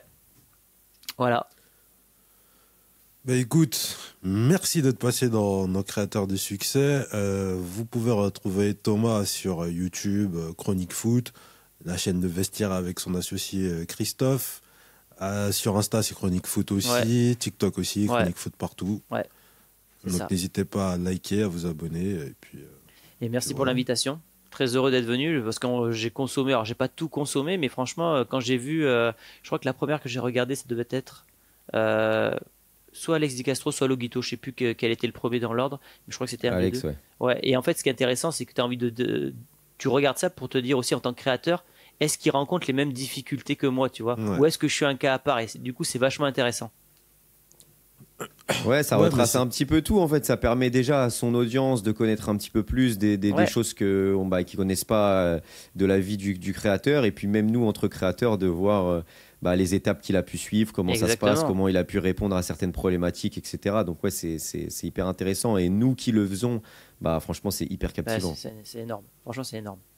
Il y a un potentiel de fou, hein. Franchement, vous parliez tout à l'heure de je sais pas quoi faire avec la chaîne foot, machin, mais cette chaîne-là, vous devez la pousser. Hein.